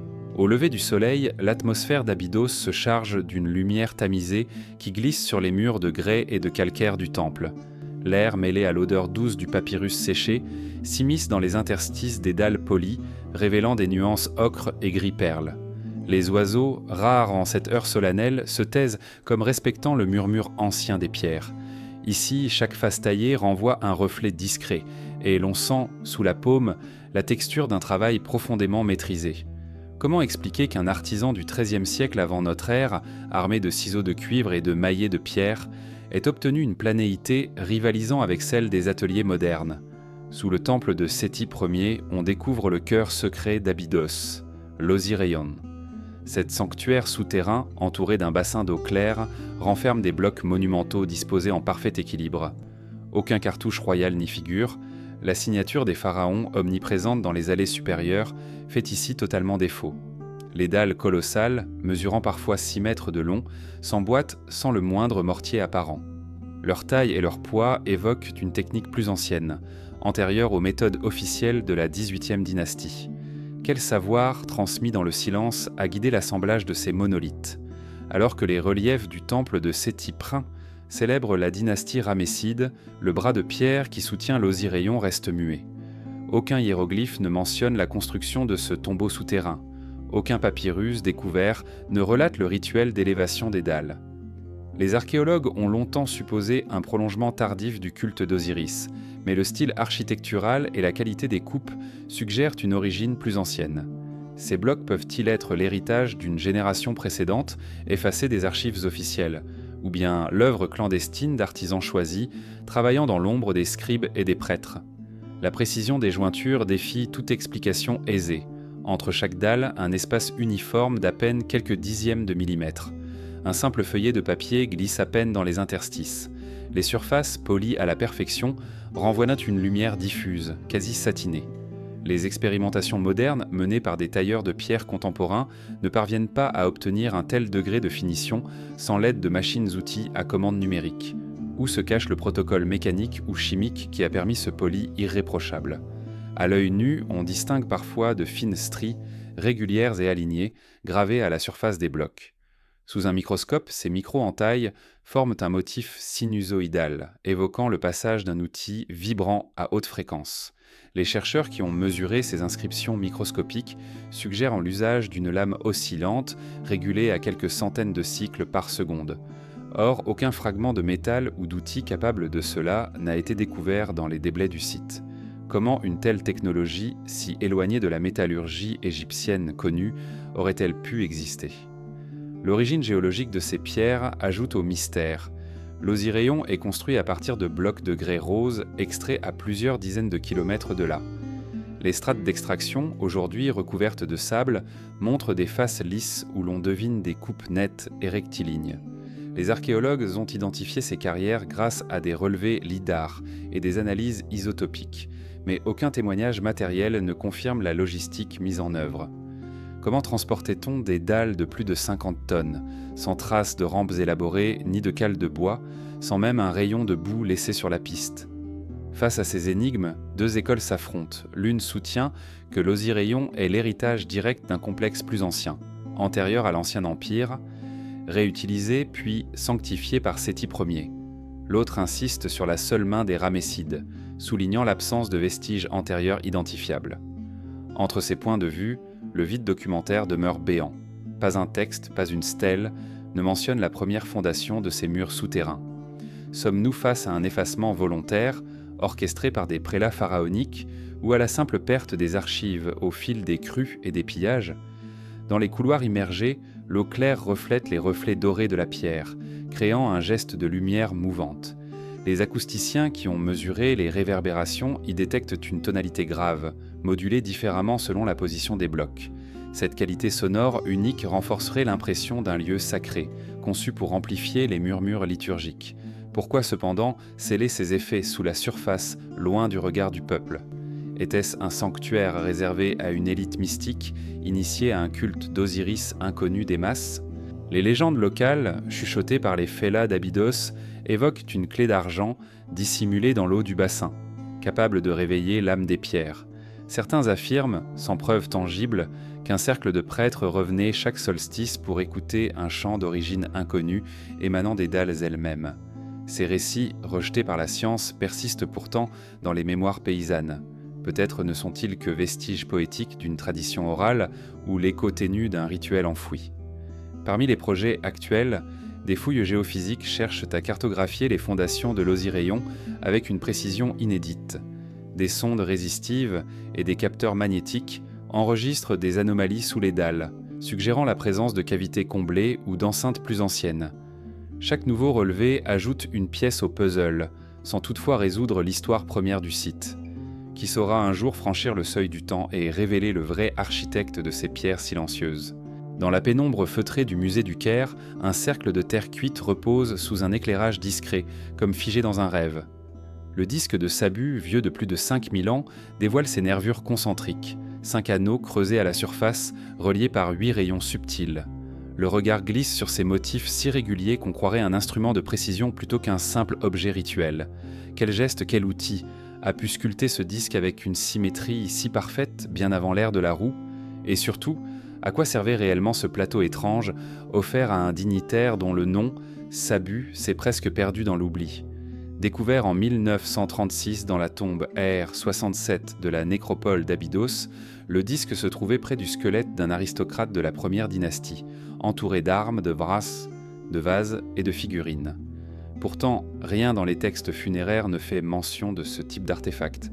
Aucune invocation, aucune bénédiction ne l'accompagne. Sa présence au fond de la tombe, isolée des offrandes alimentaires et des objets usuels, suggère une fonction singulière. Était-ce un jouet symbolique, un symbole cosmique ou un instrument oublié d'une technologie antédiluvienne ? Lorsque les archéologues examinent le disque, ils notent d'abord sa perforation centrale, assez large pour y glisser un axe. L'idée d'un moyeu est alors inévitable. Les rayons creusés pourraient en correspondre à des encoches destinées à équilibrer la rotation. Certains chercheurs modernes ont même tourné leur hypothèse vers celle d'un volant d'inertie, un moteur mécanique primitif employé pour lisser la matière pharmaceutique ou forger des métaux par friction. Mais aucune source écrite n'évoque un tel usage, et la métallurgie d'alors ne justifie pas un besoin de haute vitesse. Pourquoi tailler un objet de plus de 20 cm de diamètre pour une mécanique inconnue ? À l'œil nu, les bords du disque paraissent presque polis, comme usés par le mouvement. Au microscope, on distingue de fines stries parallèles, espacées de quelques millimètres, rappelant les marques d'un tour à main. Au laboratoire, des reconstitutions ont tenté de reproduire ces incisions à l'aide d'un mandrin en bois, d'un fil de lin et de sable. Le résultat reste toujours plus grossier que l'original. La finesse des coupes antiques défie la seule force humaine. Comment expliquer ces micro-entailles sans recourir à un outillage vibratoire ou à une machine de tourbillon oubliée ? Les analyses minéralogiques font apparaître, à l'intérieur de l'argile, une légère vitrification, vestige d'une cuisson à une température élevée et contrôlée. Or, les fours de la période prédynastique ne dépassaient guère 900 degrés Celsius. Le disque de Sabu, lui, présente des zones vitrifiées localement, sans craquelure ni déformation. Ce paradoxe nourrit l'hypothèse d'une chauffe dirigée, peut-être par un dispositif à base de combustible concentré ou d'un apport chimique abaissant le point de fusion. Qui a maîtrisé cette alchimie céramique, si ce n'est un cercle d'artisans aux secrets ensevelis avec leur maître ? Les conditions de la découverte restent pour le moins intrigantes. Le disque gisait dans une niche étroite posée sur un lit de gravier fin, à l'écart de la dépouille principale. Aucun autre objet similaire n'a été retrouvé ailleurs dans la nécropole. Cette absence de parallèle local amplifie l'impression d'exclusivité. Le disque était-il l'emblème d'un grade initiatique, réservé à quelques privilégiés, ou un prototype unique, une ébauche d'un appareil jamais reconduit ? Les études comparatives dans d'autres sites néolithiques restent à ce jour infructueuses. Les spéculations ne manquent pas. Certains égyptologues défendent que le disque n'était qu'un plat de présentation, destiné à recevoir offrandes de graisse animale ou de plantes médicinales, réparties dans les cavités concentriques pour en prolonger la conservation. Mais cette fonction utilitaire ne explique pas la précision extrême des rayons, ni la perforation centrale, ni la vitrification locale. Pourquoi élaborer un tel protocole chimique et mécanique pour un simple objet culinaire ? Dans les récits oraux rapportés par les Fellas d'Abydos, on entend parfois parler du disque de Kokna, c'est le Kraeli, du disque des dieux, censé renfermer une clé mystique. Les anciens vantent que son pouvoir de guérir l'eau et chasser les miasmes. Ces légendes, aussi poétiques soient-elles, offrent peut-être l'écho atténué d'une application réelle.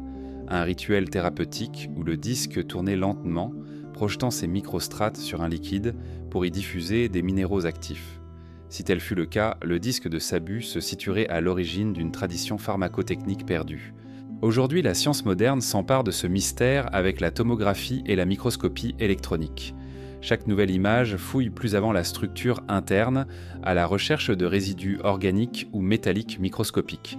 On y guette la trace d'un lubrifiant végétal, d'une colle ou d'un métal fondu qui expliquerait les contrastes de résistance à la torsion.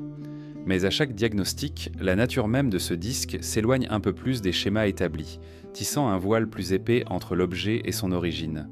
Dans le silence du musée, le disque de Sabu conserve son énigme, invitant l'observateur à un dialogue muet avec l'Antiquité. Ni machine formalisée dans un texte, ni simple plat rituel, il se tient à l'intersection de l'artisanat et de la technique, entre l'utile et le symbolique. Quelle application, quel geste ancestral l'a façonné, et surtout quel autre objet semblable dort encore enfoui sous les sables, prêt à raviver la mémoire perdue d'une science ancienne. Dans le prochain chapitre, nous plongerons au cœur du temple d'Hathor pour découvrir une enclume secrète, vestige d'un atelier oublié où le métal trempé récitait ses plus anciennes harmonies. Dans la pénombre du sanctuaire souterrain du temple de Hathor à Dendara, l'air chargé d'encens se fait plus dense, presque crémeux. Les torches vacillent, projetant des ombres dansantes sur les parois ornées de représentations de la déesse au visage de vache. Au fond d'une niche secrète, un bloc de basalte poli repose, isolé, immobile, une enclume à peine plus haute qu'un genou, dont la surface porte les stigmates d'un usage ancien, traité par l'oubli. Le silence ici semble peser d'un poids minéral, comme si les dieux eux-mêmes avaient retenu leur souffle. Ce bloc sombre, taillé en un parallélépipède au coin adouci, paraît d'abord un fragment de socle ou un autel miniature. Pourtant, la forme de son plateau, plat et parfaitement horizontal, diffère de tout module cultuel. Ses faces présentent un polymate sans éclat, comparable à un cuir patiné. En son centre, une rainure circulaire légèrement évasée évoque la trace d'un anneau de maintien ou d'une monture oubliée. Sous l'éclairage, les angles inférieurs s'effacent comme pour mieux soutenir un poids invisible. Pourquoi hâter si méticuleusement la réalisation d'une pierre si lourde et si discrète ? Le temple de Hathor, construit sous la dynastie ptolémaïque puis restauré par romanes et coptes, n'offre guère de témoins directs de cet objet singulier. Les reliefs muraux, célébrant l'abondance et la musique sacrée, ne montrent jamais d'atelier ou de forgeron.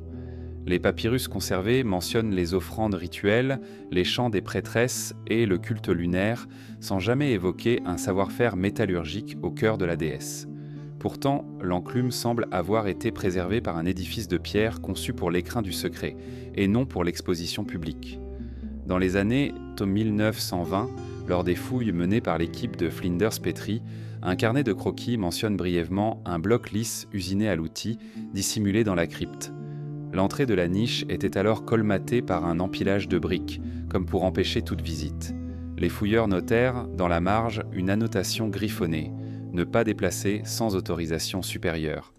Le document, hélas, disparut dans le transfert des archives au Caire. Seule la trace du croquis subsiste, montrant un profil précis du bloc et de son orifice central. Lorsque les spécialistes de l'Imhotep Institute purent soulever l'objet pour l'analyser, ils découvrirent sous la rainure un réseau de microstriations, des lignes parallèles espacées à intervalles identiques, comme tracées par un tour invisible. Usant d'un microscope numérique, ils mesurèrent une tolérance de l'ordre du dixième de millimètre sur plus de 20 cm de surface.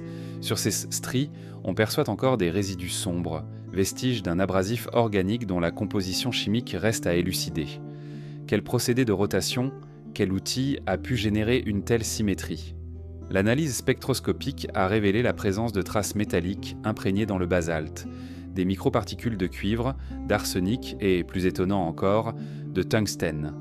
Cette découverte a stupéfié les métallurgistes, car le tungstène n'est exploité industriellement qu'à partir du XVIIIe siècle de notre ère et à des températures supérieures à 3400 degrés Celsius. Comment ces artisans anciens auraient-ils obtenu un alliage ou un dépôt si compliqué, nécessitant une gestion avancée de la chaleur et des métaux ?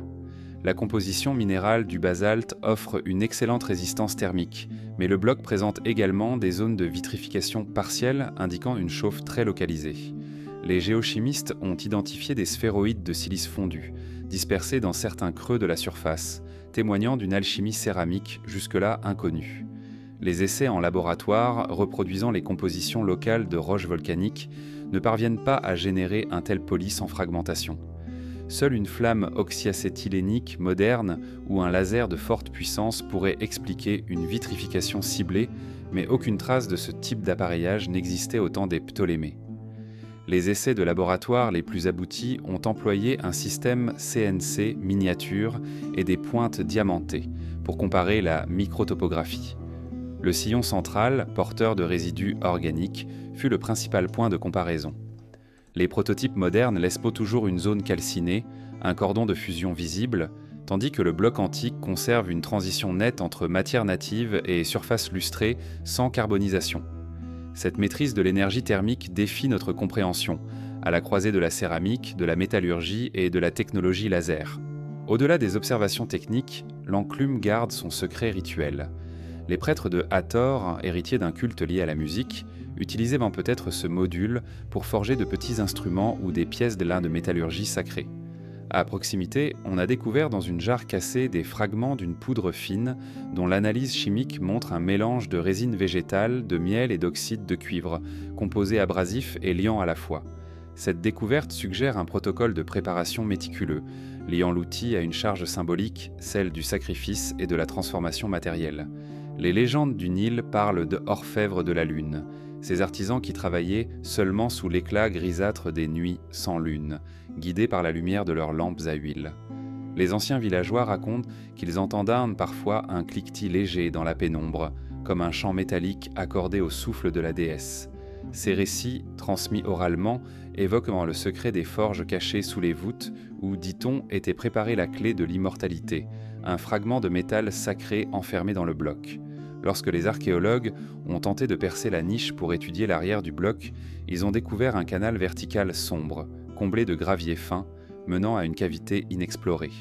Les relevés géophysiques suggèrent un puits de ventilation secondaire destiné à évacuer la fumée ou la chaleur. Ce dispositif rappelle les conduits d'un four sophistiqué, dissimulé sous le plancher, mais sur une échelle réduite. Qui conçut ce système de chauffe caché, combiné à une enclume aussi compacte? L'absence totale de texte mentionnant cet atelier secret renforce l'idée d'une maîtrise ésotérique, réservée aux initiés du temple. Pourquoi les scribes n'ont-ils pas gravé dans la pierre ou sur papyrus le protocole de fabrication d'une enclume si précieuse? La réponse peut se trouver dans la nature même de Hathor, déesse de la fertilité, de la musique, de la féminité. Elle régnait aussi sur les mystères cachés, ceux que l'on ne partage qu'avec la lune et les étoiles. Aujourd'hui, les chercheurs s'efforcent de cartographier la cavité souterraine autour de l'enclume grâce à la tomodensitométrie muonique, une méthode émergente utilisant les particules cosmiques pour sonder la matière épaisse. Chaque mesure révèle des hétérogénéités inattendues, suggérant la présence de matériaux composites ou de conduits annexes. La précision de ces données invite à repenser la disposition générale du temple, non plus comme un simple lieu de culte, mais comme un centre de fabrication sacrée. Dans le murmure de la nuit désertique, l'enclume oubliée reste un point d'ancrage, l'endroit exact où la pierre et le feu, l'art et la science se sont rencontrés dans une alliance silencieuse. Chaque fois que l'on effleure la surface, on sent la mémoire d'un geste ancien, précis, empreint d'un respect rituel. Les outils peuvent s'émousser, les inscriptions s'effacer, mais la pierre conserve l'écho d'un savoir qu'elle restitue à qui s'est écouté. Au prochain chapitre, nous plongerons dans les cavernes noires où des gravures trop profondes, semblables à des empreintes d'ondes, définent une dernière fois les lois de la matière, invitant à entendre le souffle des technologies enfouies. Dans l'obscurité feutrée d'une caverne reculée, la lumière tremblotante d'une lampe torche révèle des parois criblées d'otimnachal et de rainures si profondes qu'elles percent parfois l'épaisseur de la roche. Le doigt glisse sur ces sillons circulaires, en spirale ou en cercle concentrique, et l'on sent sous la peau la vibration résiduelle d'une énergie ancienne. Pourquoi ces gravures vont-elles parfois au-delà du seul arrachement minéral ? Le silence de la grotte se fait plus lourd, comme si la pierre gardait le souvenir d'un souffle mécanique. Quel pouvoir d'onde, quelle force imperceptible a pu générer ces coupures parfaites, creusées sans éclat ni trace d'éclat ? Dans plusieurs sites préhistoriques d'Afrique du Nord, d'Europe et d'Asie, on a retrouvé des exemples de ces gravures trop profondes pour avoir été façonnées par un percuteur à main nue. Des géologues ont mesuré des profondeurs de plusieurs centimètres avec des arêtes internes si lisses qu'elles ne présentent aucune aspérité. Les relevés 3D, effectués à l'aide de scanners laser portables, montrent une constance de profil digne d'une fraise industrielle. Or, les datations par luminescence estiment l'âge de ces sculptures à plus de 10 000 ans. Comment imaginer qu'un artisan néolithique disposa d'un outil capable de générer une découpe mûrie par la résonance sonore ? Les premières de trouvailles ont été faites dans les grottes de Tassili Nadjer, en plein Sahara algérien. Parmi les représentations rupestres animalières se détachent des cercles et des spirales, parfois profonds de plus de 4 cm. Les cavités, érodées autour des axes, évoquent un perçage par ondes acoustiques, concentré en un point précis. Les spécialistes de l'acoustique géologique ont comparé ces formes aux empreintes de la cavitation ultrasonore, produite aujourd'hui dans les laboratoires pour découper la roche sans contact direct. Quel chant originel, quelle fréquence inaudible a pu imprimer la pierre ainsi ? À nouveau découvertes en Inde dans les sites de Bhimbetka, ces gravures évoquent un geste ritualisé. Les cercles s'alignent parfois avec les solstices, l'ensemble formant un cadran cosmique. Mais la netteté des coupes dépasse l'expertise des ciseaux de pierre. Les laboratoires en ont mesuré des microstrates lisses au microscope électronique à balayage, révélant l'absence de microfissures habituelles à l'éclatement mécanique. Seule une vibration harmonique, générée à haute fréquence, peut expliquer une telle cohésion de fractures et de ponçages simultanés. Où se trouveraient donc les générateurs d'ondes ? Les hypothèses les plus audacieuses oscillent entre l'usage d'outils à ultrasons artisanaux et l'interprétation d'échos telluriques exploités par les bâtisseurs. Des géoacousticiens ont enregistré, à l'intérieur de certaines cavités, des fréquences naturelles de la Terre oscillant autour de 7,83 Hz, la fameuse résonance de Schumann. Si ces fréquences ont été repérées, comment l'homme préhistorique aurait-il pu concentrer ce champ magnétique pour le diriger vers la roche ? Cette idée encore marginale soulève la question d'une science vibratoire négligée par nos manuels. Dans d'autres lieux, comme les gorges du Verdon, en France, on trouve des colonnes de calcaire marquées de rainures verticales, d'une profondeur et d'une précision étonnantes. Les relevés topographiques montrent des tolérances millimétriques sur plusieurs mètres de hauteur, comme si la roche avait été traversée par un faisceau continu. Les similitudes entre ces sites, éloignés de milliers de kilomètres, suggèrent un savoir partagé, peut-être véhiculé par des migrations préhistoriques. Mais quelle technologie aurait pu franchir ces distances sans laisser la moindre trace matérielle ? Les analyses spectroscopiques, menées sur des échantillons de gravure, ont révélé la présence de micro-inclusions de silice soumises à une fusion partielle, signe d'une élévation de température brève mais intense. Ce terme de fusion thermique ou mécanique évoque l'emploi d'un flux d'énergie concentré, une sorte de chalumeau primitif, ou mieux un émetteur à ondes focalisé. Les expérimentations modernes de découpe par faisceau laser n'atteignent pas une telle finesse sans carbonisation. Comment cette absence de brûlé, ce poli régulier, a-t-elle pu être obtenue ? Face à ces contradictions matérielles, les récits oraux et les légendes gardent parfois un écho de ces pratiques. Dans certaines tribus sahariennes, on parle des hommes tambourins, capables de creuser la pierre en frappant des pots tensés, modulant la fréquence du son jusqu'à ce que la roche cède. L'idée semble relever du mythe, et pourtant, des expérimentations récentes ont montré qu'un tambour vibrant peut, sur des surfaces étriquées, générer des micro-fissures. Mais la profondeur observée aux sites antiques dépasse largement les capacités de cette méthode. Qui alors maniait ces ondes ? En 2024, une équipe de géophysiciens a tenté de reproduire ces gravures dans un granit expérimental, utilisant un générateur ultrasonique de 40 kHz couplé à une pièce d'amplification en céramique. Les premières découpes furent encourageantes, lisses, sans éclat, presque chirurgicales, mais la puissance nécessaire devait être colossale, requérant un système de refroidissement sophistiqué. Aucun vestige de tel dispositif n'a été découvert. Comment un dispositif si complexe aurait-il pu exister puis disparaître totalement ? Le silence de la roche, plus éloquent que les textes perdus, nous ramène à la question de la transmission du savoir. Aucun papyrus, aucun parchemin n'a jamais mentionné l'usage des ondes comme outil de taille. Pourtant, les cavités gravées parlent un langage de fréquence que nos machines modernes peinent à égaler. Cette absence d'écrit suggère soit un secret jalousement gardé, soit une tradition orale détruite par le temps et les conquêtes. Quels rituels ou quelles sociétés ont pu protéger cette technologie jusqu'à ce qu'elle s'éteigne ? Lorsque la lueur de la lampe vacille pour la dernière fois, la grotte redevient un puits d'obscurité. Des millénaires se sont succédés, effaçant les traces matérielles et textuelles. Mais les ondes gravées persistent, suspendues dans la pierre. Il reste une dernière énigme à explorer.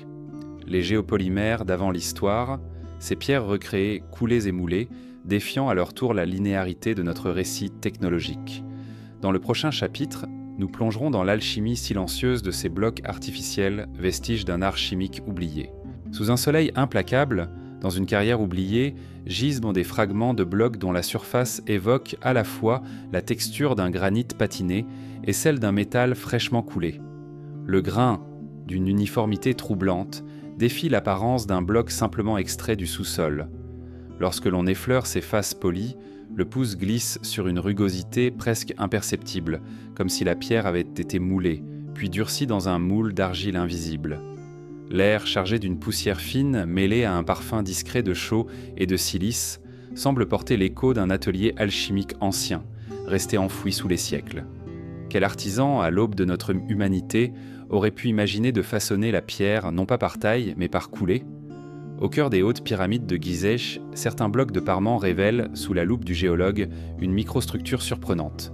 Contrairement à la pierre naturelle, où l'on observe des grains calcaires et des veines irrégulières, ces segments présentent un réseau poreux régulier, ponctué de cavités sphériques minuscules.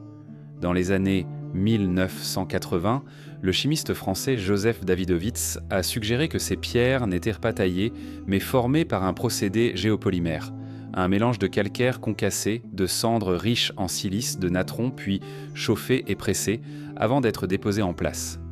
Cette hypothèse, longtemps raillée par les égyptologues orthodoxes, a pourtant trouvé un écho nouveau dans les techniques modernes de béton à base de chaux et de pouzzolane. L'analyse chimique des échantillons de Gizeh a mis en évidence la présence de minéraux inhabituels pour une pierre locale, de la tridymite, issue de la fusion partielle de la silice à haute température, et de la zéolite, minéral formé lors de réactions alcalines. Ces composants sont les témoins d'une alchimie minérale orchestrée par des mains expertes connaissant les vertus de la chaux, de la cendre volcanique ou du natron du Wadi Natroun. Un simple mélange à froid activé par des sels alcalins peut donner naissance à un gel pâteux, qui durcit ensuite en une matrice solide, capable de rivaliser avec le calcaire naturel. Mais quel savoir originel permit de maîtriser ces paramètres chimiques sans instruments sophistiqués ? Pour tester cette théorie, des artisans contemporains ont recréé, en laboratoire, des blocs de dimensions comparables, en combinant du calcaire fin et des cendres de bois, puis en y ajoutant une solution alcaline. Malgré l'emploi de presses hydrauliques et de fours modernes, les résultats n'atteignent jamais la densité ni la cohésion observées sur les parements antiques. Les pierres reproduites montrent une porosité plus grossière, une surface moins lisse et une résistance mécanique moindre.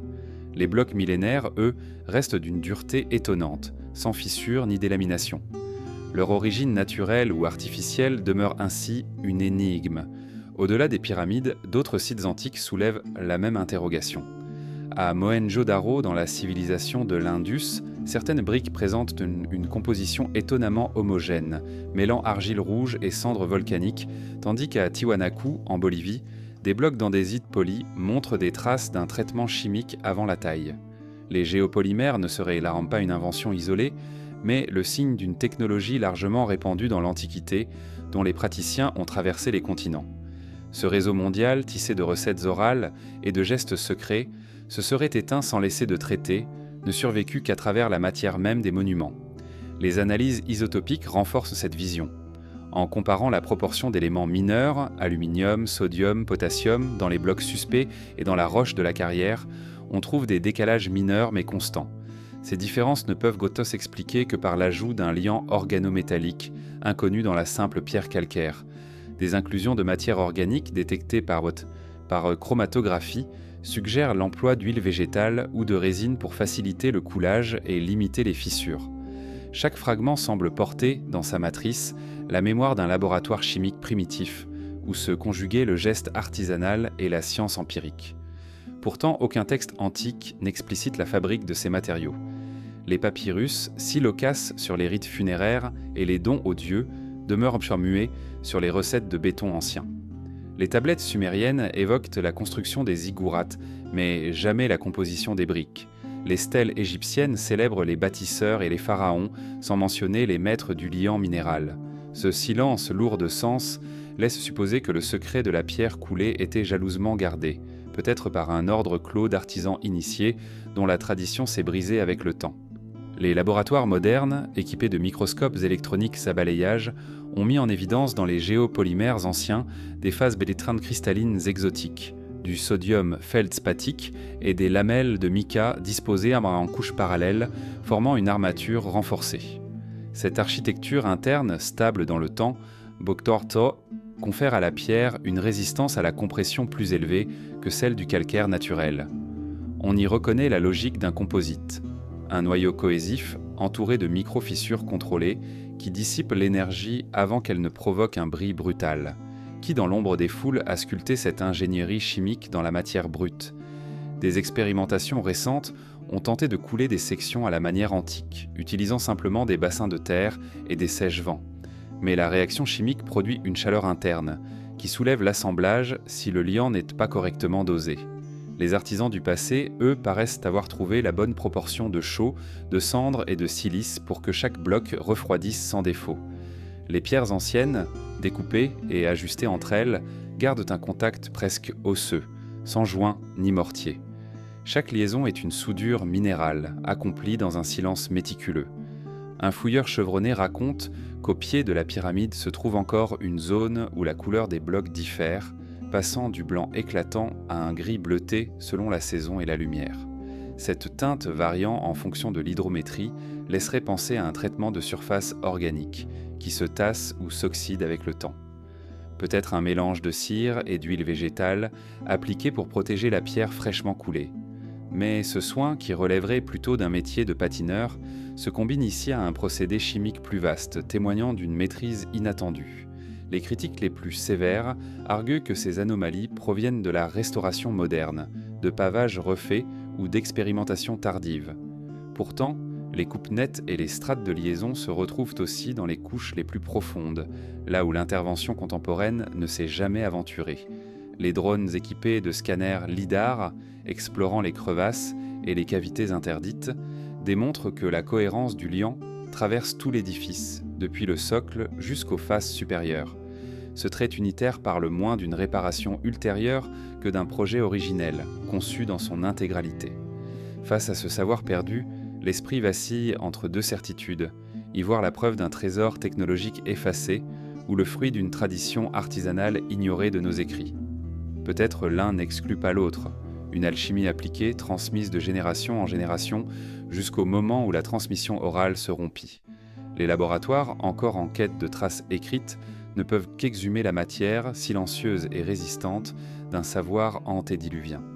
Alors que l'ombre du crépuscule s'étend sur les pierres, l'idée d'un béton ancien nous renvoie à l'humilité. Notre ère numérique, fière de ses ordinateurs et de ses automates, pourrait se reconnaître dans ce lointain héritage, celui d'un génie chimique sans formule écrite, capable de transformer la roche en un matériau neuf. Sous la poussière des siècles, les géopolymères d'avant l'histoire nous invitent à entendre la voix oubliée de la pierre qui murmure le secret d'une alchimie morte, aujourd'hui ravivée par nos analyses. Bientôt, nous suivrons le cours silencieux de l'eau, pour découvrir comment un flux discret a pu, lui aussi, sculpter la pierre avec une précision inégalée et nous révéler une énergie hydraulique oubliée. Dans la lumière diffuse de l'aube, un ruisseau minuscule glisse sur la surface lisse d'un monolithe de granit, traçant des sillons sinueux infimes, comme si la pierre avait accepté d'être sculptée par le seul frôlement de l'eau. Le murmure constant du filet d'eau se répercute en écho dans la cavité, déposant des particules de sable qui semblent polies à leur tour la roche. Ici, le contact entre l'élément liquide et la matière solide prend l'allure d'un dialogue silencieux, où chaque goutte détache un fragment microscopique pour révéler, sous la tendre abrasion, une surface presque mate. Comment identifier l'empreinte d'une érosion naturelle de celle d'une force volontairement concentrée, d'une mécanique fluide oubliée ? Dans les carrières antiques de Wadi Hammamat, à l'est d'Éléphantine, les archéologues ont mis au jour des canaux de drainage gravés dans la roche-mère, longs de plusieurs dizaines de mètres. Ces rigoles parallèles, larges à peine une dizaine de centimètres, descendaient en pente douce vers la vallée, permettant l'évacuation des eaux de crue. Leur tracé régulier, tracé à la boussole et au niveau à eau, s'accompagne de micro-banquettes latérales destinées à drainer les débris. On imagine des ouvriers guidant un flux concentré capable de découper la roche par cavitation avant de disparaître avec le savoir-faire. Quelles techniques d'extraits de captation et de canalisation avaient-ils perfectionné pour jouer ainsi de l'énergie hydraulique ? Plus au sud, dans une gorge reculée du désert nubien, on découvre des entailles verticales, des fentes nettes hautes de 2 mètres et larges de 15 cm, alignées à l'aplomb d'une ancienne rigole sèche. Le géologue mesurant ces rainures évoque un débit dirigé, pointé sur un axe précis, ôtant la matière par jets alternés. La finesse du profil interne, sans éclat ni conglomérat sableux, suggère un contrôle parfait du flux. Aucun résidu d'outil de percussion n'a été retrouvé. À la place subsistent seulement des gravures fluides, écho d'une force évanouie. S'agissait-il d'une scie hydraulique actionnée par un réservoir en surpression, soi-disant inefficace avec les matériaux de l'époque ? Lorsque des laboratoires peu modernes tentent de reproduire ces coupes à l'eau, Il combine pompe à piston, buse réductrice et abrasif de grenat, générant des traînées similaires, mais toujours ponctuées de micro-éclats et de traces de fusion thermique. Le débit nécessaire, supérieur à 5 litres par seconde sous une pression de 20 bars, exige un système de robinetterie sophistiqué, canalisé dans des conduites étanches. Faute de vestiges de tuyauterie ou de compresseurs, l'hypothèse d'un mécanisme oublié frôle l'imaginaire. Pourtant, la régularité des rainures antiques appelle une machine fluide, dont l'omniprésence dans la nature a pu être détournée en outil industriel. Les traces d'hydroabrasion ne se limitent pas aux carrières. Dans les bassins cérémoniels de Nabta Playa, des canaux circulaires entourent des blocs dressés, comme pour diriger l'eau autour d'un point focal. À la saison des pluies, l'eau stagnante érode en douceur les sédiments, dégageant les piliers. Mais certaines strates rocheuses, plus résistantes, portent des encoches peu compatibles avec l'écoulement gravitaire naturel. Des chercheurs suggèrent un système de vannes manuelles permettant à l'eau de monter et de descendre selon un rythme codé, pilonné par un bras de levier. Ce rituel hydraulique, mêlé à l'astronomie, aurait exploité le flux de l'eau comme une horloge, creusant les repères gravitationnels. L'idée que nos ancêtres aient perçu l'eau comme source d'énergie découle peut-être de légendes noyées dans la mythologie. Dans les récits sumériens, l'eau primordiale d'Abzu alimente les premières cités. Imagine-t-on, derrière ces métaphores, la mémoire d'un savoir concret, pomper, drainer, scier. Les tablettes cunéiformes esquissent des termes associés à la force à la force de la vague et à la découpe de l'écume, allusion voilée à des procédés techniques. Aucun schéma détaillé n'est parvenu jusqu'à nous, mais le langage poétique pourrait cacher un manuel d'utilisation. En Asie du Sud, au site de Dholavira, dans la vallée de l'Indus, des aqueducs entourent des carrières de grès, aux parois polies comme l'obsidienne. Les canaux gravés forment des spirales et des volutes, loin du simple écoulement linéaire. Les archéologues débattent de leurs fonctions, irrigation, drainage ou découpe assistée.